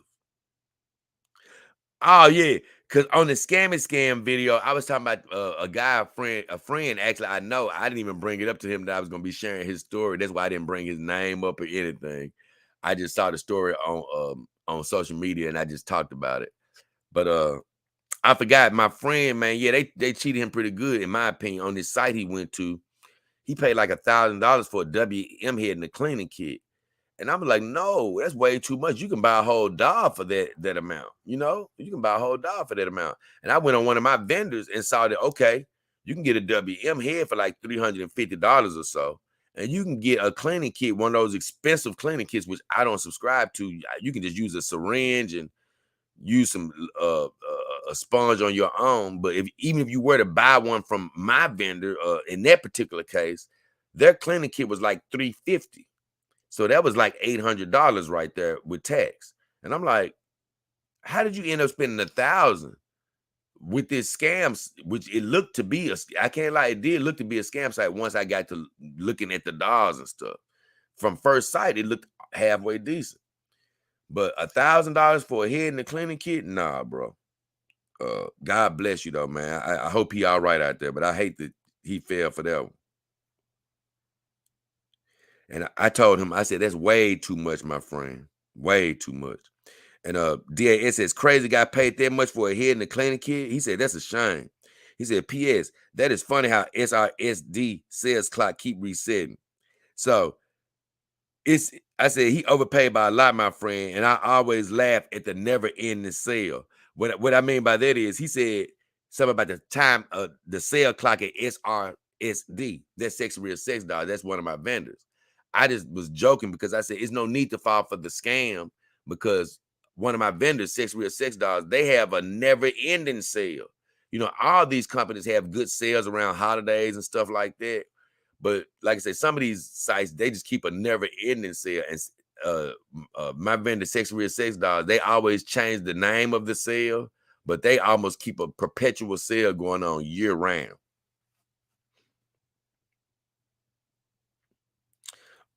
I said he overpaid by a lot of my friend. I always laugh at the never-ending sale. I said it's pretty cool though. It's pretty cool that they keep some sort of a sale going on year-round. So I always laugh at that. Next video is an older video that somebody saw, and I'm always happy when people go back and look at my older videos.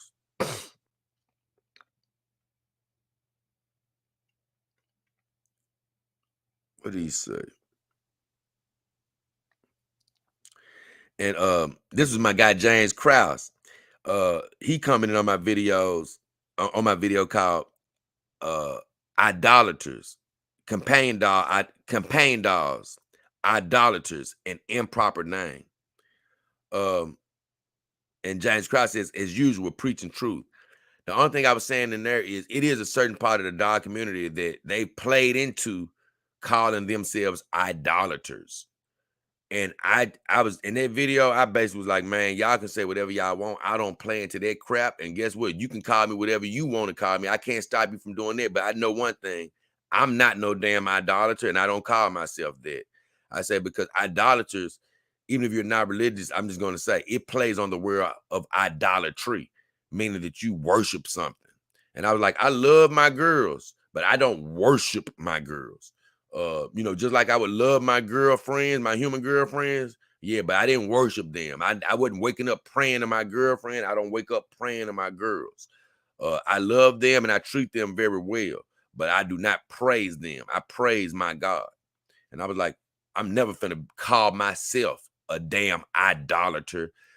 I've never been a follow the leader type of guy.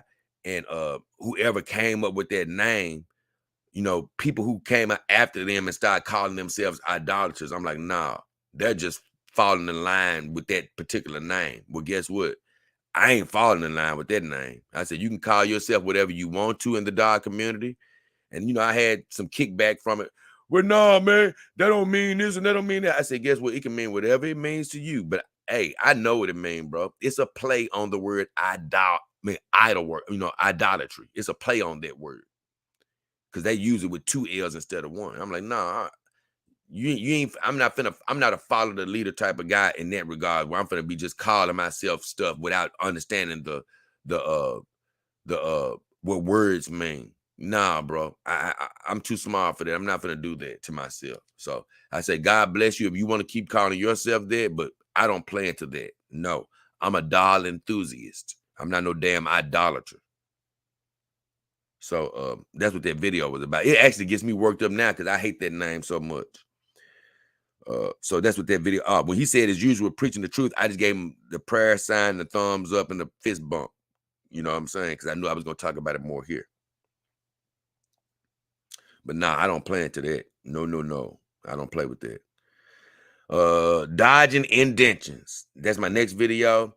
And on that video, I was just talking about basically what I've already mentioned a little bit today. I was like, hey, you can sit your girl down. You know, it's always this scary thing as a new dog owner where you can't sit your girl down. They were like, after an hour, you got to move your girl. I'm like, how can you enjoy your companion dog if you got to move them every hour because you're scared they're gonna get a dent? Your TPE, because it's not with silicone as much. But why do I have to? Who would want to buy a companion dog that you got to move every 2 minutes? You know, if I can't lay down with my companion dog, why would I want to buy it? You know, so I used to be wondering, like, why are they saying I got to move my dog or she's going to get dense? Well, the thing is, you have to just do the right thing. And like I say, you need memory foam. As long as you got memory foam, you can let your girl lay down for days and sit down on chairs for days. Now, they can get small little fine lines in them from sitting on the cover, but it'll come out. Now, you can't leave them on there forever. But I told you, I've sort of tested my girls so you won't have to do as much testing with yours. And my lighter girls that are like 70 pounds or so, I've left them on the bed for a week or two with no real ill effects. Maybe it's a small line, like I say, from the cover. Now, with my heavy girl, Saima, who's 98 pounds, and I would say I wouldn't, if your girls are 80 pounds or up, I would employ this method. Whereas Saima, she was 98 pounds, and after about 4 days or so, I I picked her up and I noticed a little line from the cover on her butt, and it came out after a couple of days after I set her up. So if you got a heavier girl, you don't want to leave her on there for a couple of weeks. I say after about a week, 4 or 5 days, you want to get her off. But with memory foam, that's what allows your girl to lay down for a really long time. Uh, And so that's why I made that video called Dodging Indentions. If you want to dodge what they call indentions in your TPE girl, her basically getting deformed for sitting on something hard, get you some memory foam.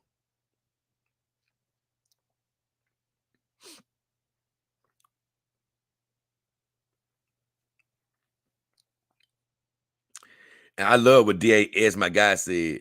He says, foam, can you really ever have enough with companion dogs?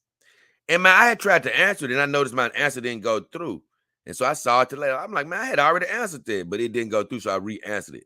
And I said, you can never have enough, my friend, because even right now, I got 3 layers of foam on my bed. I got a layer of foam on her chair. I got a layer of foam back on her couch, on their couch, on the dog room. I got a layer of foam on the bed back there. And I still want more foam because you know why? You can never have enough. Here, I put some more on everything else just to make sure they ain't gonna get no indentions. You can never have enough, in my opinion. Uh, that was the only comment I had on that. Oh, the next one I had is biking through the heart of South Memphis. So this is from a week or so ago. I had a comment from my guy, and biking through the heart of South Memphis once again. I did this whole campaign, biking for companion dogs, where I was trying to raise money for my channel to keep it going, so I can keep doing this every day. This is my dream. I'm living and chasing my dream now, and I don't have today. Just today, like I said, I don't like to speak negativity over my life, and y'all want you to speak negativity over yours. But today, I don't have the following to where my videos are getting seen enough to where it's able to keep me going, is the sole thing that I do. So I need donations and contributions and all that type of stuff to keep me going. And so I decided to do this fundraiser, and I rode around the city of Memphis in every neighborhood. And I didn't meet my goal. I got a couple of $100, a few $100 towards my goal of 10,000. I think right now I'm at about 400. And you can always donate to that cause because I keep a link of that in the description of all of my videos as well, and in the about section of my YouTube. You can donate to my Biker for Companion Dog. But I still am going to be taking bike trips because I love my bike so much. Because when I lost my car, uh, I've been resorted to ride my bike everywhere. But I actually love riding my bike right now, and I'm going to continue to film every now and then when I take little trips certain places. I'm not gonna film every single day of me going to the store and all that. That's too much. But if I take a little special trip here or there, I'll bring you along with me. And whenever you do see one of those biking videos, I would love for you to think about the Biking for Companion Dogs campaign. And if wherever you are, whoever you are, if you want to think about contributing to that, you can always do that. The links will be in the description of my videos because I have not closed the fundraiser down, and I don't plan on doing it until I reach the goal. So the comments I had on that video are, let's see. Oh no, the video I did was biking through the heart of South Memphis. It's one of the extra videos I did after the fundraiser. And so I had a comment on that video from Birth of the Ubermensch. He said, I got the Myclon Cybertrack 100 getting the Ciron next. I didn't know what bike he was talking about. I hadn't heard of it. But the Myclon ended up being a e-bike. And I told him it looks nice. And I told him, let me know when he get the Ciron. I saw the Ciron. It looks like a nice e-bike as well. I can't lie. When I did my Biking for Companion Dog video, I was like, man, I don't like e-bikes, but I've come to sort of soften on that stance because I was talking to my brother, and he has an e-bike actually. But I was like, you know what? There's a lot of people who can't do normal biking like they used to or anything, and e-bikes help them continue to bike. And I'm like, you know what? I changed my stance. I actually think the e-bikes are amazing because they actually help people who can't bike like they used to continue to bike. So I really, bike over longer distances. So nah, I actually like e-bikes now. I don't really want one myself.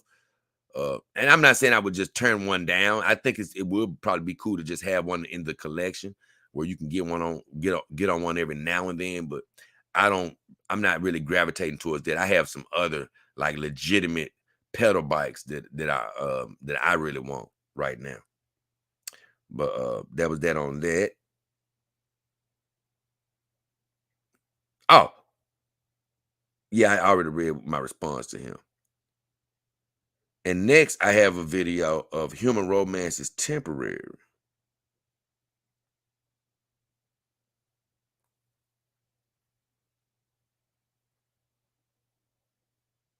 It's mostly temporary, right? And I did this video because of Tom Brady breaking up with his wife recently. God bless him and his and her as well. On that breakup. I hate to hear, but like I've said before, it's more commonplace than not. Uh, like I say, it's hard to just find a match, and I'm talking about a match that's gonna last you a lifetime. I've said it. Most of these relationships are just temporary. Whether you marry somebody or go with them. In most cases, it's gonna end before you both reach the end of your life. And I'm not into speaking the negative here on this channel. I'm into speaking positive over your life. If you're married, I want you to say that you're going to make it. If you're in a relationship and you want that relationship to work, I want you to say, guess what? We going forward, not backwards. Hey, I see us making it and not making it. And guess what? I tell you one thing. If God see fit for this relationship to work, hey, ain't nothing going to stop it. I want you to speak positive. But it is just, regularly, it is hard to find that complete match for yourself in the world. It's just very hard. Uh, and it has to be the blessing from God, the ultimate blessing for you to find that match. Uh, and so that's what I was talking about. Like, man, Tom Brady, he seemed like he had the perfect marriage. I can't lie. All celebrity, people, a lot of celebrity marriages don't work, but he looked like he had one that was going to make it. And it didn't. And so he led me to do this show. And I was just like, I did come around to and point out the fact that, hey, it is one of those things that you don't have to even think about as far as being with your companion dogs, because unless your companion dog breaks down over time, or or you pass, you're gonna be with your companion doll as long as possible. Other than that, uh, and I've talked about the theory of permanence before, of how you can look at your companion doll in her eyes, and guess what? You can look at her with the theory. You can look at her with the permanence that you can't look at your wife or girlfriend with, because your wife or girlfriend or your husband or boyfriend, they can always leave you. They can always break up with you, or you can break up with them. It's not permanent. But when you look at your companion dog, you can look at them with a look of permanence, knowing that, guess what? They're not leaving you, bro.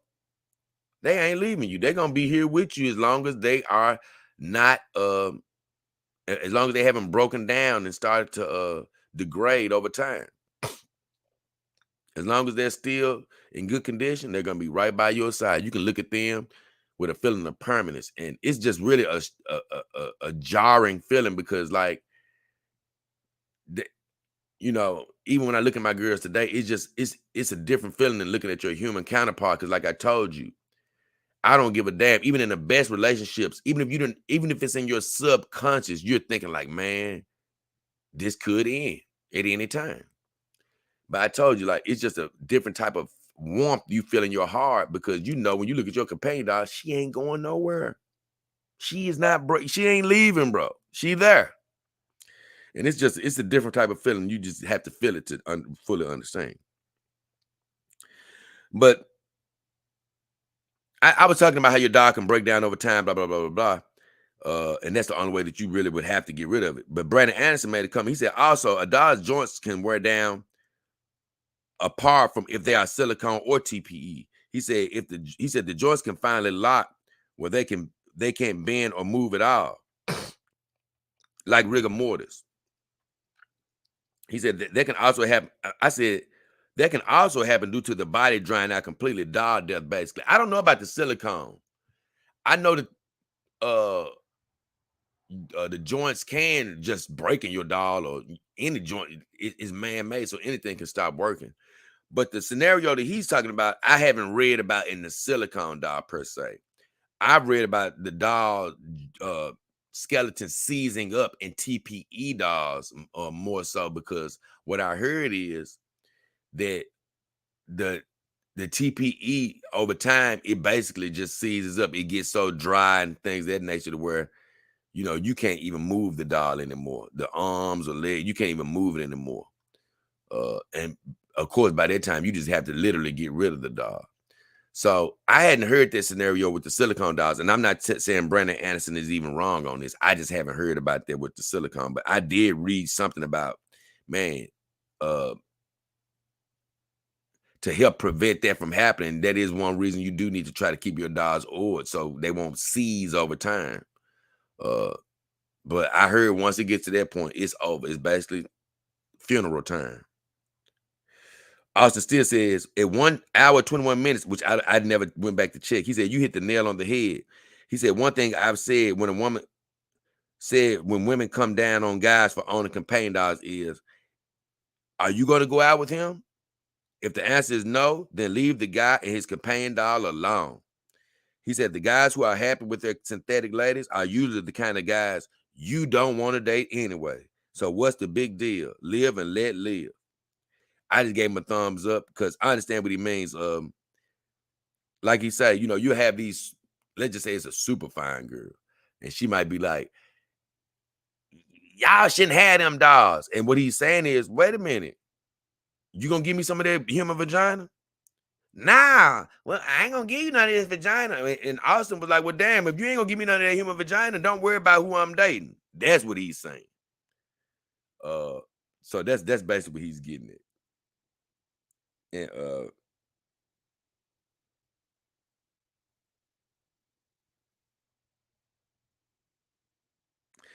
I just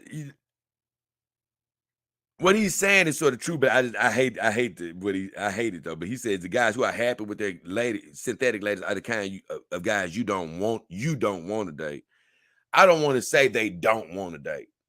I say they do want to date. You know what I'm saying? Put a positive spin on it, because like, Yeah, you could perceive that they may not want to date us, but that's also a projection that dog owners put on themselves as well, because a lot of them have not been successful in the human woman department, so they project that the women don't want them. No, they'll want you. You know what I'm saying? Now, a woman may be attracted to me, and when she find out that that I have a dog, she may look at me and be like, I don't want to date you because of the dog. Yeah, you could meet some women like that. But guess what? Like you say, if I do meet one like that, you can hit the road, Jack. You know what I'm saying? I'm with Austin in that case. What's the big deal? If you don't want to date the man, no way. Guess what?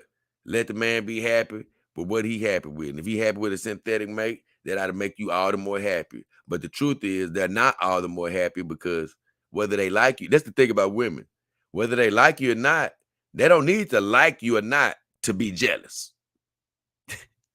That's the funny. I love human women. They could be totally jealous of you and still not want you. Ain't that crazy? Last comment is from RW. He says, Jay, you're concerned about them controlling AI dolls. Because wait a minute. I don't know if I said something about it in this video, but I have said something about how, I don't like the idea of somebody controlling an AI doll from behind a desk, even if or even the AI doll running on some type of program to do something to me, or even just the AI doll malfunctioning, grabbing your balls and not letting go. He said that's certainly possible, but the same thing can be done with human relationships. He said all that has to be done is to threaten or blackmail your human partner in some form, and that can be done to make them under the control of someone else, like a criminal or corrupt government, or even a hacker. He said, trust me, I personally had this happen to me in human relationships in the past. And I didn't really go into depth with this. But look, man, it's dangerous in everything in the world out here. Everything. I understand that.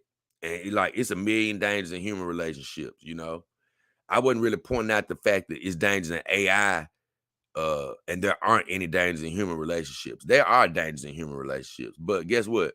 I'm focusing on the DOS subject for the most part, and I'm here to talk about what the hell the damn DOS, what troubles they present. But I also talk about the human things as well. That's why I didn't come against anything he said, because he's right. I said this. I said there are dangers in all things, but the DAW world, a rogue AI is one of the biggest potential concerns. So what I was really saying is he's right. There are, like you say, a human woman can kill you, do all type of stuff to you, or vice versa. A human man can kill the woman, do all type of stuff to her. It's dangerous that can be had. People actually do those blackmails and try to control you. So I understand that. But just in the world of AI, I only brought that up because, like I said, we're dealing with the DAW world. And in the DAW world, that's one of the worst case scenarios, because I don't want anybody sitting behind a desk controlling me, or not controlling me, but trying to get an AI to do something to me. I don't want the AI to be programmed to do something to me. And even if we take those factors away, I would hate for the AI just to malfunction on its own. And like I say, I had this scenario in my head where the AI is giving you a hand job, and all of a sudden the arm, the sensor in the arm breaks, and it starts clamping down on your penis. Man, you can't get to the phone. Oh, Lord, help me. Oh, Lord. I mean, I just said, man, you talking about that would be a hellish scenario. Now, it's not going full Terminator, because like we're not saying it's waking up trying to kill you, but let's just say it has a small malfunction, where it has a hand malfunction, and it clamps down and the dog can't release it. Man, I'm talking about those are hellish scenarios.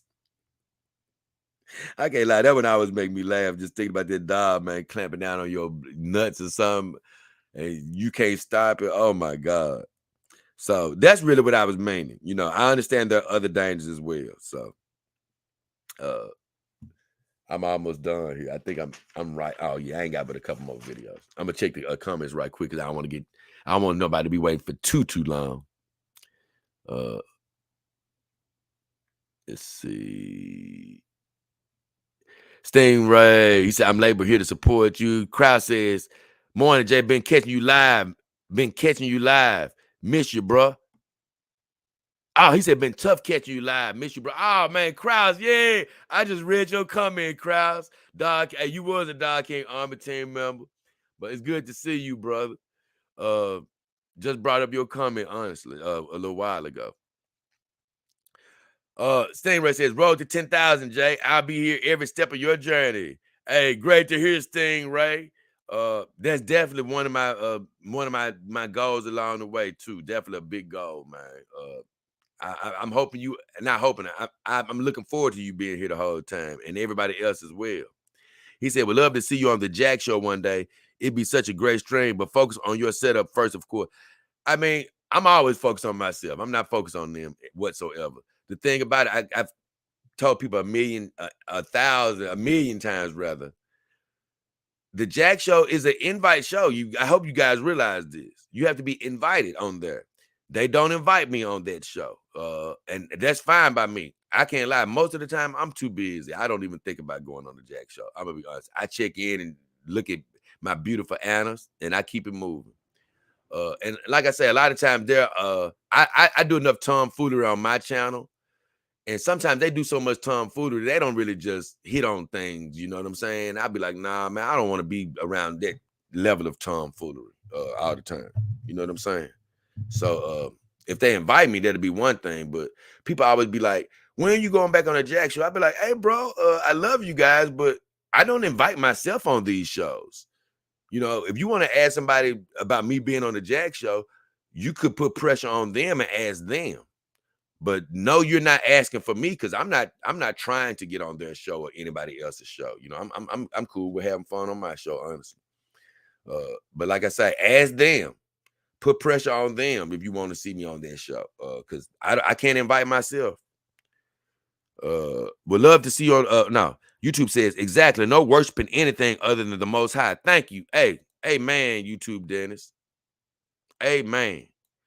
Krause says, you know, I love my Carly, but on your dial right now, contemplating a 175 centimeter B cup WM. A 175, man. I respect you, Krause. I don't know how you guys get those or want those dolls that are that tall. I just do not like tall women, though. I just don't gravitate towards taller women. So that's another thing for me. So I don't want a taller companion dog. But a taller companion dog is similar to a thick companion dog. It's going to be heavier, a lot heavier. So I always keep that in mind. But 175, man, boy, that dog, that's a big girl there. That's about a 5'11" girl right there. Theresa Richard, good morning, Jay. Hey, Theresa. I don't know whether you said Theresa or Teresa, but I know a girl in my old job. Her name was spelled like yours, and her name was Theresa. So I always call you Theresa Richard because it's spelled like hers, but it could be Teresa. I don't know. But good to see you. I always love to have a vagina stopping in through the show. And I'm assuming you're a vagina. You could be a guy that owns a doll. I don't know. But Stingray says, iron grip of the testes. Yeah. Iron grip of the testes. I always laugh about that. Perth Cummings says, hell, Jay, good to see you, mate. Good to see you, Perth. It's Teresa Richards. Okay, good. I'm glad to know that. She said, my vagina is happy to be here. Yes. So you do have a legitimate human vagina. Because, see, I didn't know whether you was a doll or whether you were, you know, because some people have their doll as the profile picture and, you know, the guy speaks for the doll, and I have no problem with that. But, you know, I didn't know whether you were a legitimate human woman or not. But if you're a legitimate human woman, you know I love to have my human vaginas come to the show. It's just, I don't know, it's just something about it. I love to have the human vaginas here, you know, to come keep us company. Because a lot of times they just come here to learn. They don't even come here because of the dog life. Oh, let me put that up, though. That's a good statement to have on the screen. My vagina is having. That's so great to see that statement. Oh, yeah. Perfect Comic says, any sync competitions coming up. Man, I'm slipping, honestly. Man, it's just time, bro. Time is a son of a gun. It comes so quickly. because I was like, damn, I'm damn near gonna have to rush these next two competitions if I want to finish. Because I really suppose I got another competition to where I'm supposed to get the fourth champion, but I don't even have but two contestants. I haven't even chose the other two contestants on this last one. So that's one thing that's coming. So hopefully I had that done. I mean, truth be told, I damn near need to be doing it this Saturday. So I might need to investigate, you know what I'm saying? I might have to do a rush job. I actually need to be doing it this Saturday to just get it out the way. Uh, and then I can set up the championship round. Uh, so it'll either be this weekend or next weekend. And then I can set up the championship round maybe for the end of the month. Because I don't want to get too close to Christmas with the full championship round, man. People are gonna be getting too distracted and stuff. But I don't know. I may come in December with the championship. But either way, it's coming. It's coming. So with all that said, I'm gonna catch back up. We almost done here. I'm on Mother of the Dog King now. On my old video, Mother of the Dog King, where I interviewed Mother. And I got a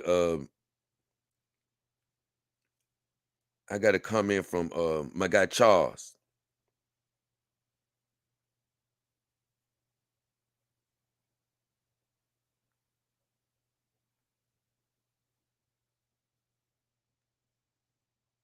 What did he say?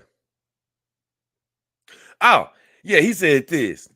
He says, I know you prefer silicone girls, but do they not make African American dogs, or do you just don't like black dogs? And I said, I actually haven't said which one I prefer overall as far as TP and silicone. Now let me break that down for a second. I have said, hey guys, I'm getting silicone dogs going forward because they're, I said the upkeep is easier as me being a one person guy.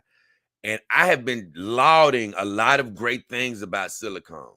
But for me, they're easy to clean. I do like that they just overall look more realistic. Uh, but there are pros and cons to each, but make a long story short, I have still never definitively said, hey guys, I actually like silicone over TPE, or I like TPE over silicone. I have not definitively said that yet. Or I have not definitively said I will choose one over the other. But rest assured, that show is coming, and it probably will be coming tomorrow because that's the show that I was putting off. Uh, I've been putting off doing, but it'll probably come tomorrow. So I haven't done that show. I haven't actually said that yet. I said, I will say that in the upcoming show. I said my black girl is coming down the line. It's not that I don't like them or you can't get your I could have got my silicone girl with a darker hue, but I explained it. The reason I didn't get my iron take doll with a darker color is because at the time I was looking at the heads and the silicone heads they had available. I didn't really love the way they might look in a darker form. But recently I did a show on a darker silicone doll from Iron Tech that they used one of the heads that I could have chose. And I was like, you know what? It didn't turn out that bad. I actually could have went that route. I said, but the only thing about Iron Tech is they have some other black heads in their TPE dolls that I really like. And I think that I was like, you know what? I would hate to get one of those black doll heads from their silicone division. When I really like one of their TPE dolls, it's almost like I said this, I wish they would make some more ethnic faces for the silicone division. I do want them to do that. Like they have in their TPE division.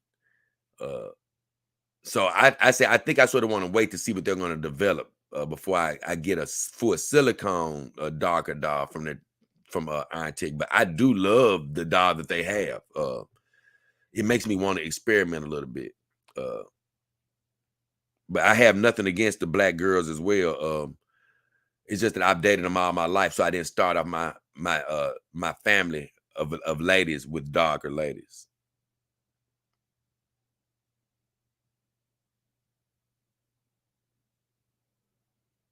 He said something else. Hold on.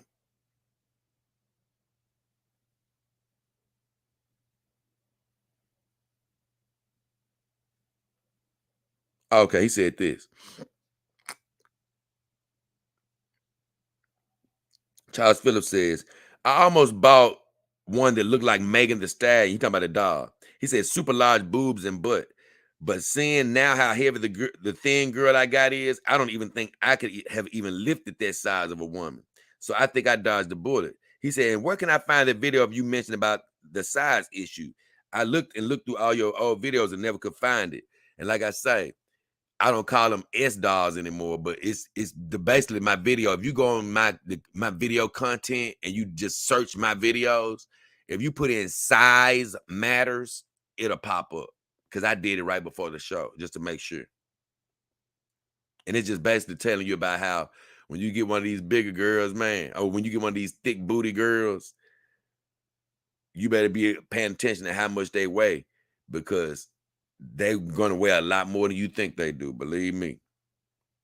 And that's why I say size does matter, brother. So Mara, okay. I got another comment on my video. Mara Blaze stands up from Harv B.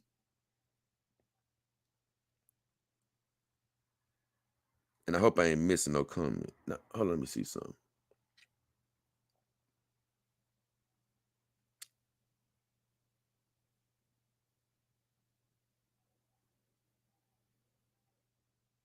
It looks like I missed something here.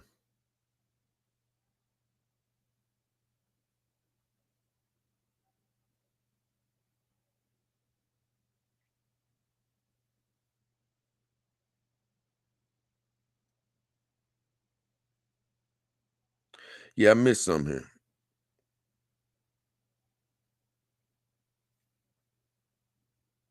Yep.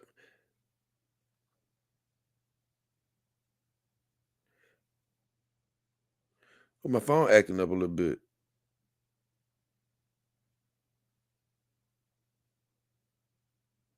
A lot big.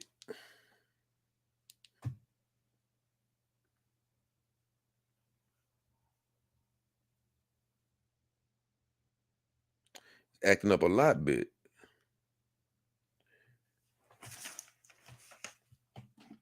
I can't get this one to work.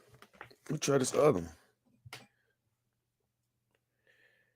The phone just stopped working there for whatever reason. Just don't want to work.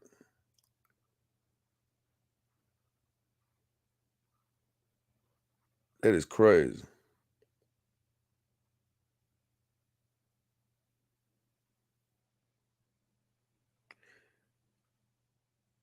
Where is it at, y'all? Okay, there you go. I want to make sure I didn't miss this other stuff though. Yeah, it looked like I might have missed something else. Hold on.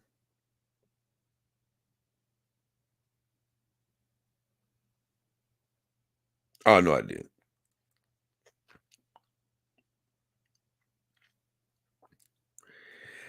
I did a venture report on Melanie Mack. Oh my God, that girl is so fine. I ain't gonna even lie. She's just a fine, sexy girl. She has it all together, all together. And DA is my good guy.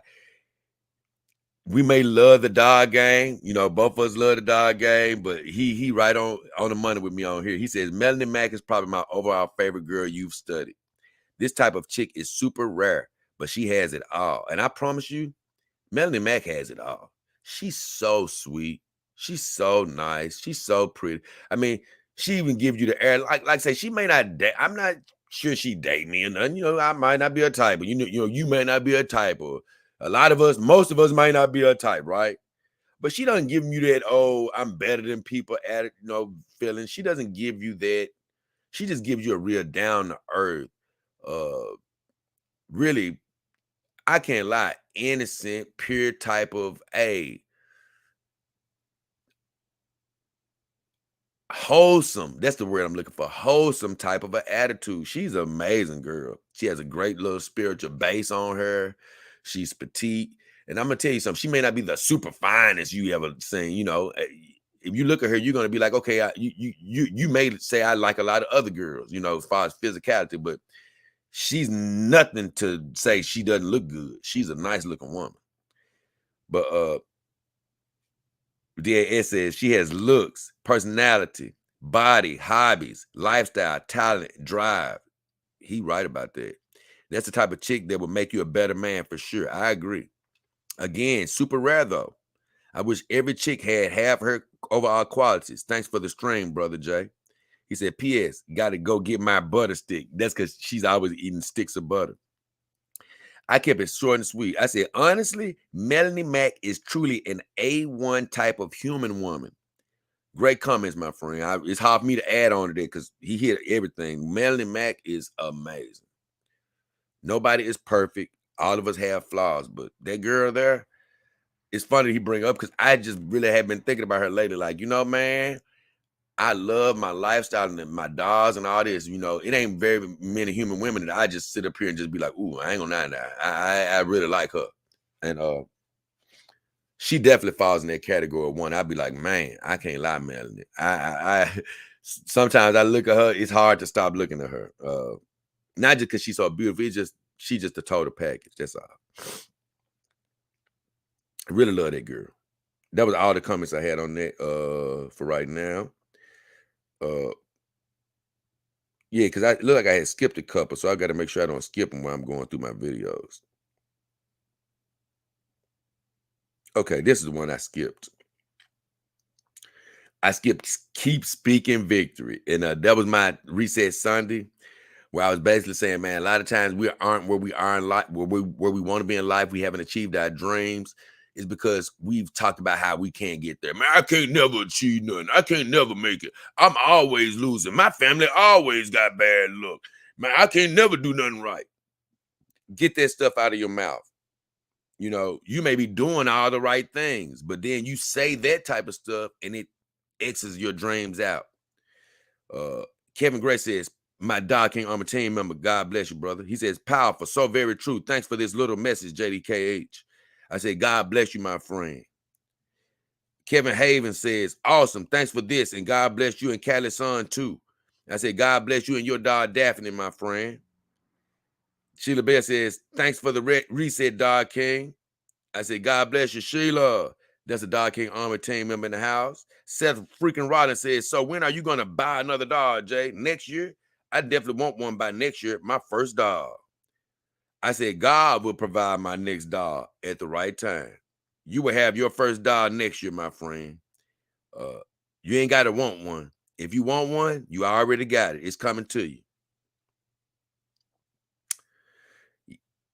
Ye says, I remember you never wanted to dress your girls in dark color clothing because you were worried about them discoloring the skin. What made you change your mind about that? I laughed about this so hard. I said, ha, ha, ha. I said, that was a million years ago, my friend. I'm like, this guy must have been around towards the very beginning. I said, I learned how to prevent stains. I have made a few videos discussing the methods I use to prevent them. But it's crazy, man, that even those methods, I still employ them, but it's just more or less dog knowledge now. It's like I just know how the dogs react to dog clothing and stuff. Now, when you just getting the dog and you don't have anybody out there like me telling you anything, you just don't know. You're just totally green. And I didn't know about dog colors in the dog. And basically, it's just simple as this, man. If you buy anything new, you need to wash it several times, especially if it's of a lower quality. If it's cheaper, you're going to have to wash it several times to make sure all that dies out of there. If you buy higher quality clothes, you won't have to do that much washing. They don't have all that ink coming out of them. Or also, you can buy from the thrift store, used clothes, or things of that nature. And if you have anything from your own wardrobe, like a t-shirt that you throw on the girls, you done washed it 1,000 times. You don't have to even think about that type of stuff. It's not gonna stain your TPE girl in most cases. Now, sometimes you can put something old or been washed a long time. If you leave it on your girl for too long, maybe something can get on them. But it's far and few in between. So once I sort of figured out how to navigate the stains, I'm like, I'm good. They can wear dark colors now. But yeah, he must be from a long time ago, because that was a long time ago when I was scared to put anything but white clothes on my girls. The next one is, let's see, I want to make sure I don't miss nothing though.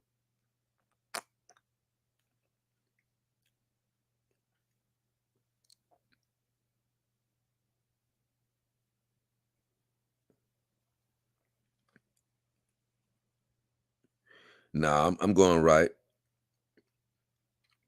Now I'm on Hars B. And he says, on my Marblade Stands Up video, he said, very nice dog. No, he says, OS, another one? I can't wait to see it, Jay. And I'm like, so I guess he thought that Marblade was a totally whole new dog.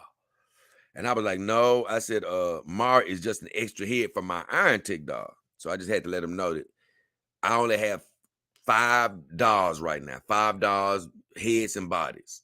But then I do have an extra head, Mara Blade, which is an extra personality that I have. And she will be employed from time to time. Uh, but as far as just physical bodies, I only have 5. Personalities, I have 6. We go on to Mother of the Dog King, and a girl commented on there, which I liked. I always love when the vaginas come around. But Celeste Winters says, I'm about to graduate my CNA training course, and I really want to ask my mom to get me a companion dog as my graduation gift, since it's been a long road trying to find my passion and succeeding in school. But I'm afraid of how she would judge me. I'm a huge dog collector, and I simply want one just to have a cuddle buddy at night, since I'm asexual and don't plan on dating or getting married. Uh, but I don't want her to look at me differently. And I hated to read that last part, but I just say this. I said, congrats on graduating. Amazing accomplishment. Accomplishment. I said, it won't hurt to ask, in my opinion, hey, you just graduated. You looking for a gift. Ask for what you want. She said, I said, a lot of times the scenario seems much worse in our own imagination than in real life.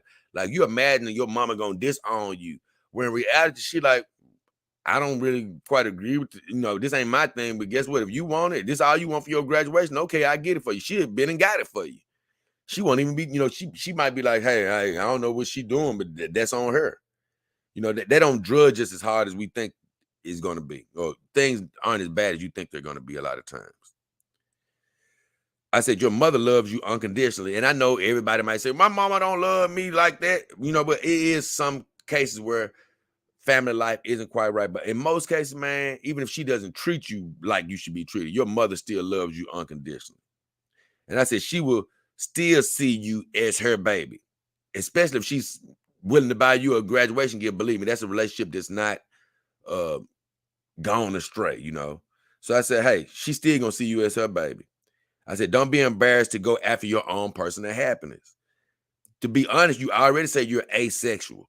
And I ain't gonna lie, I hate to even think about that, because a human woman out there, a human vagina, just not, if you in a doll life and, like me, and you were doll exclusive, that'd be something different. Okay, you're in a relationship, you ain't having sex and all, and get, it's possible though. But when you just say you're asexual, that puts me in a mind frame. It's some people that just don't like sex, and I hate that, because man, it seemed like such a waste of a good vagina. I used to have a girlfriend that just didn't like sex that much, and I promise you, it was a living hell, because she was fine.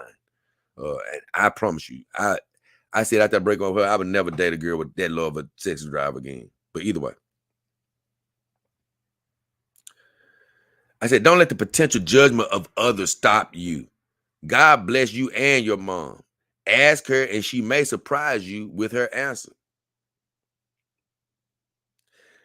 I don't know what she looked like in real life. This picture Celeste Winters has up, it has looks like it has a filter on it, but she looks like an extremely cute girl from the little picture that I see. And I all I can say is if she looks anything like that in real life, boy, it's a shame that she looked that fine and ain't using that vagina. Oof. God bless you though, Celeste. Next, my video, Big Bertha. And Big Bertha. That was a fun video, just the whole subject, because I wasn't talking about bigger women, trying to talk bad about people that's overweight or anything, but I'm not attracted to just a big woman that's a big round circle. Uh, I love BBWs, and I've said I like BBWs. I really do. I just like the BBWs that have curves, where you actually have, even if the waistline ain't a thin waistline, but it's actually a waistline, then it comes out. It's a curve. So I like those voluptuous type of BBWs. But my whole what to do when even Big Bertha don't want you, the whole subject of that video was, I said, what's hard about dating is, man, you can be out here, you can dating is it's all it's an inexact science, meaning that some people, that's why I tell people don't underestimate yourself. You could be saying what you can't get out here. I'm ugly. I can't get no fine girl. No, you don't know what's out here for you. You can end up with the finest girl in the world. You know what I'm saying?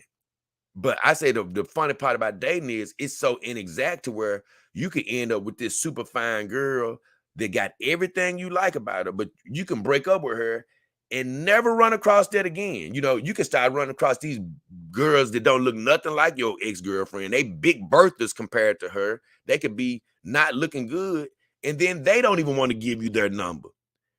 And you could be saying to yourself, like, damn, I just had a 10.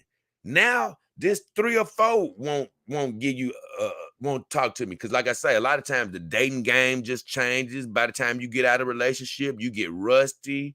You know, you don't, you ain't, you have to learn how to talk to women all over again. And then, like you say, sometimes you just get the luck of the draw where, hey, a super fine woman, she may not like all these other guys that other women think are super fine. She likes you. She likes your type. And you just end up running across them sometimes. That's why I say you need to always shoot your shot, even if you think you can't get the girl. You never know. You may surprise yourself that you are her type. She's not always going after the quarterback of the school. You know what I'm saying? Of the football team. But I say the thing about it is, when you break up with them, it could be even worse on you, because when you get out there, guess what? You ain't getting another 10 like that no time soon. You may come across a 3 or 4 or 5 that won't even give you time of day. And you're like, what? And it's just inexact. It's an inexact science. But that could be very rough in the dating world, because I know me, it took me so long to, man, really enjoy sex with women after I had broke up with my last major girlfriend, because none of them were as fine as her. None of them had vagina as good as her. None of them could give me, and I didn't even love oral like that, but none of them could give me oral like her, or none of them was as cool as her. So, man, and I was just, in casual hookups and stuff, where you might talk to a girl for some months or weeks or whatever. But it was still hard to like really get into the love, man, because it's like, man, y'all ain't what I had. You know what I'm saying? I'm telling you, man. So sometimes it's hard to come off of that hill and get back in the dating pool, and even start dating people who wasn't what you just had. It can be very hard, just that concept. And like you say, sometimes you can get out there and a girl that didn't look nothing like what you had, or even if you're a girl out there with a guy, a guy don't look nothing as good as what you was dating, he could be turning you down, and you'd be like, "What the hell is going on here?" And that's just the trials and tribulation of the dating world. But either way, Sheila Bell commented on there, and she said, "Have a best week, Dog King." I said, "Have a great one as well, Sheila." Rejected from Eve says, "I agree." He said, "The same way I like big girls too, but when they just look like Jabba the Hutt, that's when it's a problem." And I'm like that. I don't like the Jabba the Hutt big girl. I don't like you if you just big and round. And I'm not saying that you should kill yourself. I'm just saying I'm not attracted to that. He said, "That's when it's a problem, when they look like Jabba the Hutt." He said, "But if they still have a shape," he said, "now that's okay." And I gave him the pound sign. Yep, I agree with him. He also said, "What's up, man? I had to leave American women alone. They were causing me to be an incel." And I love my guy Rejected from Zero, but I don't ever agree with that. I'm like, no, nobody can cause you to be an incel. That's a conscious choice you make, because you're choosing to be an incel. You can choose to not call yourself an incel and get the job done. But he says, "I had to leave American women alone because they were causing me to be an incel." He said, "Now I'm talking to a lot of women from Thailand. They are really nice." Now, I don't know the circumstances behind him talking to women from Thailand, what method he's using or whatever. That's not for me to contemplate. But I did say, congrats, my friend, because however he's interacting with women, I appreciate that. I'm happy that you're doing that, bro. Like you say, it's good to interact with women and learn and grow, Like I say, if you want to be in the companion dog game, come on over here. I'm not mad at you. But if you're looking at getting the world of women and you've been having a rough with whatever women you're communicating with to ease that awkwardness, hey, I'm championing that and I'm supporting you in that. So congratulations, rejected from zero. Hey, look, you're making strides. It doesn't they don't nobody said they had to be American women. So you're doing good. We almost at the end now. Okay, I already read that one. So I only got one more. Looks like I only got one more. Yep, I only got one more. No, I got a couple more. I got one off of why I shouldn't spend all my time. I know I already read that from Bonita and High Publishing. They said, oh, no, I didn't read that. Bonita and High Publishing said the one and only Dog King. I gave him the love and the thumbs up. They said that on my you shouldn't spend all your time with the human one or with the human mate. Then Black Zach commented, I didn't get a chance to answer this.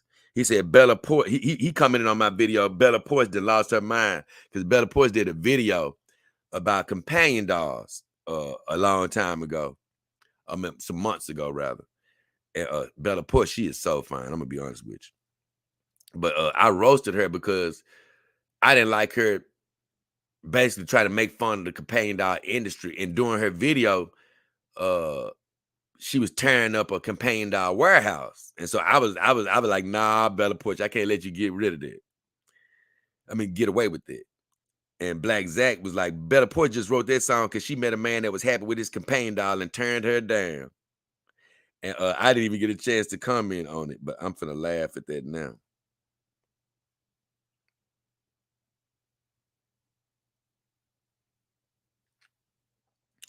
But Bella Poise is so fine. I ain't gonna even lie to you.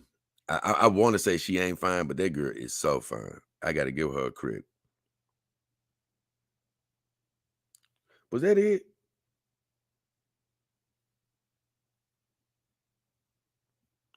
Yep, I believe that was it. Yep, I'm done with all my comments on my videos. So now we'll finish up with the chat and we'll let you guys enjoy the rest of your day. So let's see. Stingray says, so Melanie doesn't have all the added burping and belching of a venti. Oh, no. She is all woman, all lady. Like she doesn't do any of that. And most girls don't do that. You know what I'm saying? That belching and burping stuff is more of a rarity than it is commonplace. But Melanie is all woman, all woman. Best word says, if that viewer's mother knows they are asexual, the mother should be happy they have found a wonderful solution to be no longer lonely. Exactly. That's why I was like, I don't see your mama being mad at that because as far as she knows, you won't date anybody.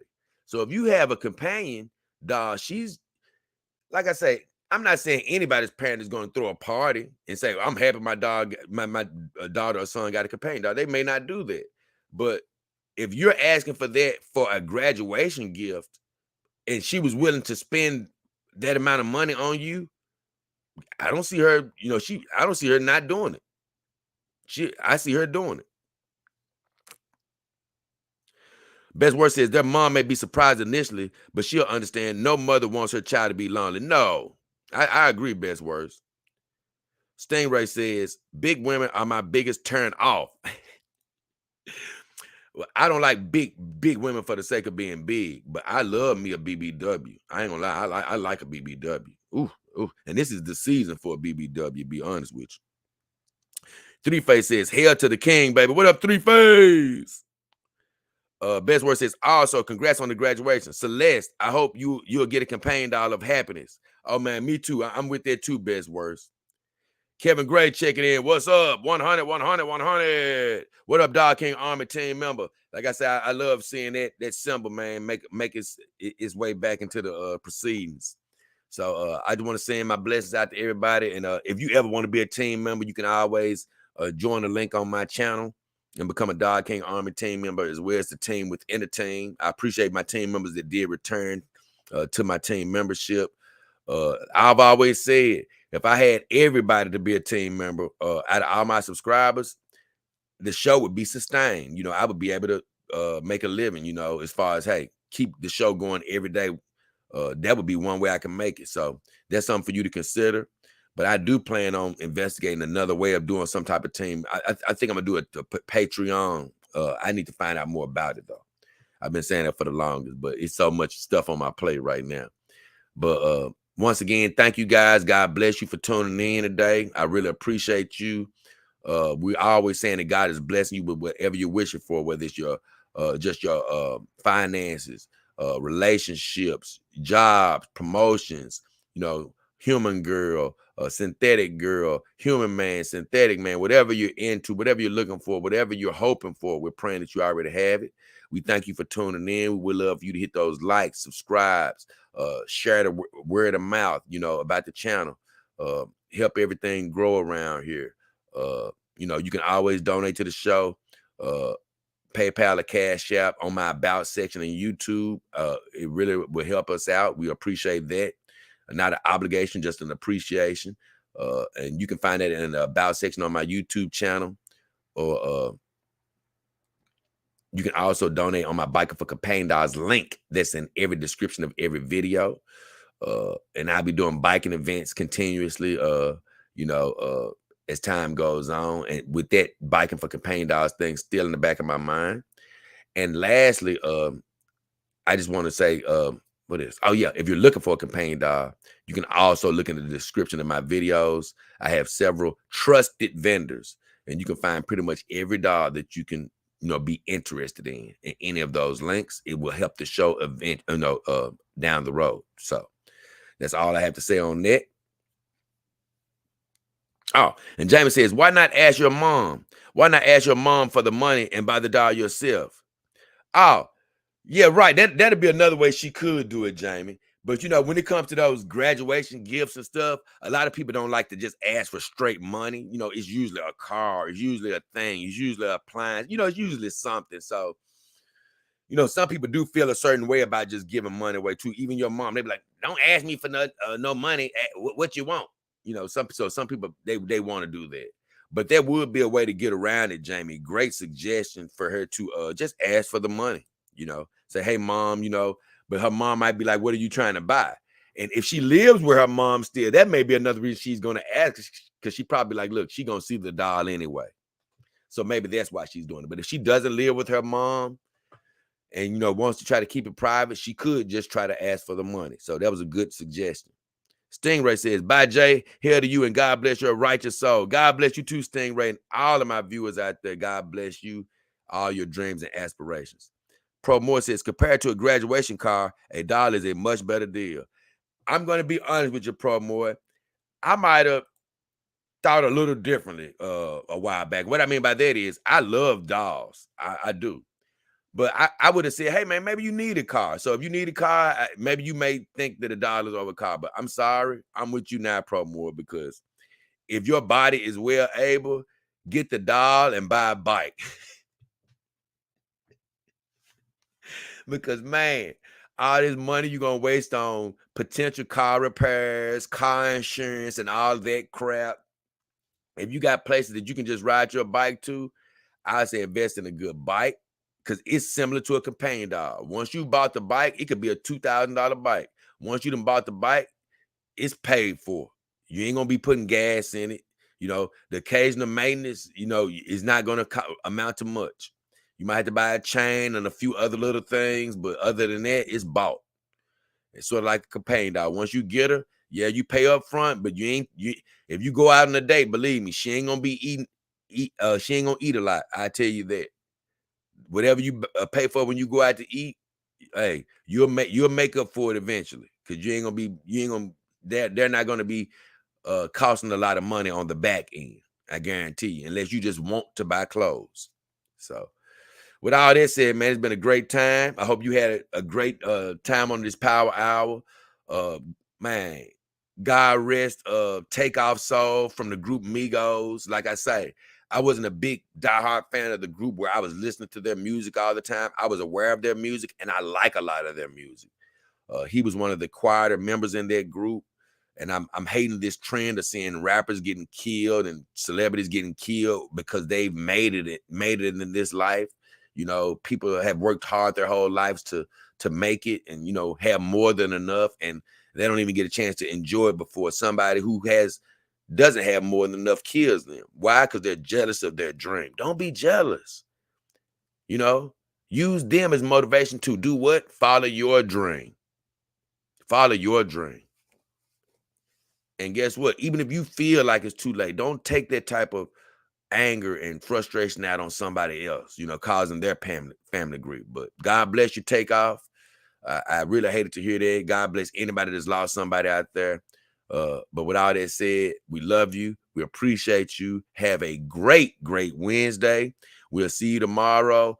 I'm thinking it's probably, and for people who love videos, I'm sorry. I've been coming with all live stream.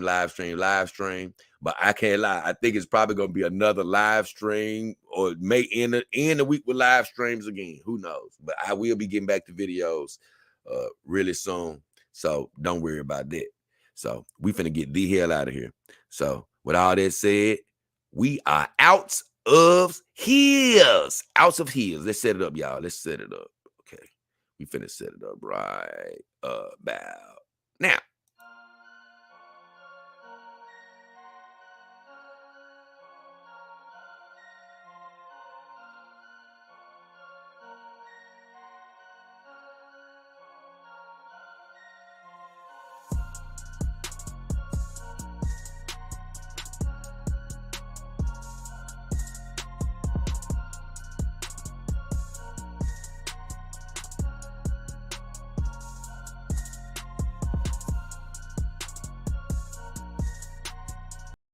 Hey, be safe out there. Have a good one, y'all. God bless you.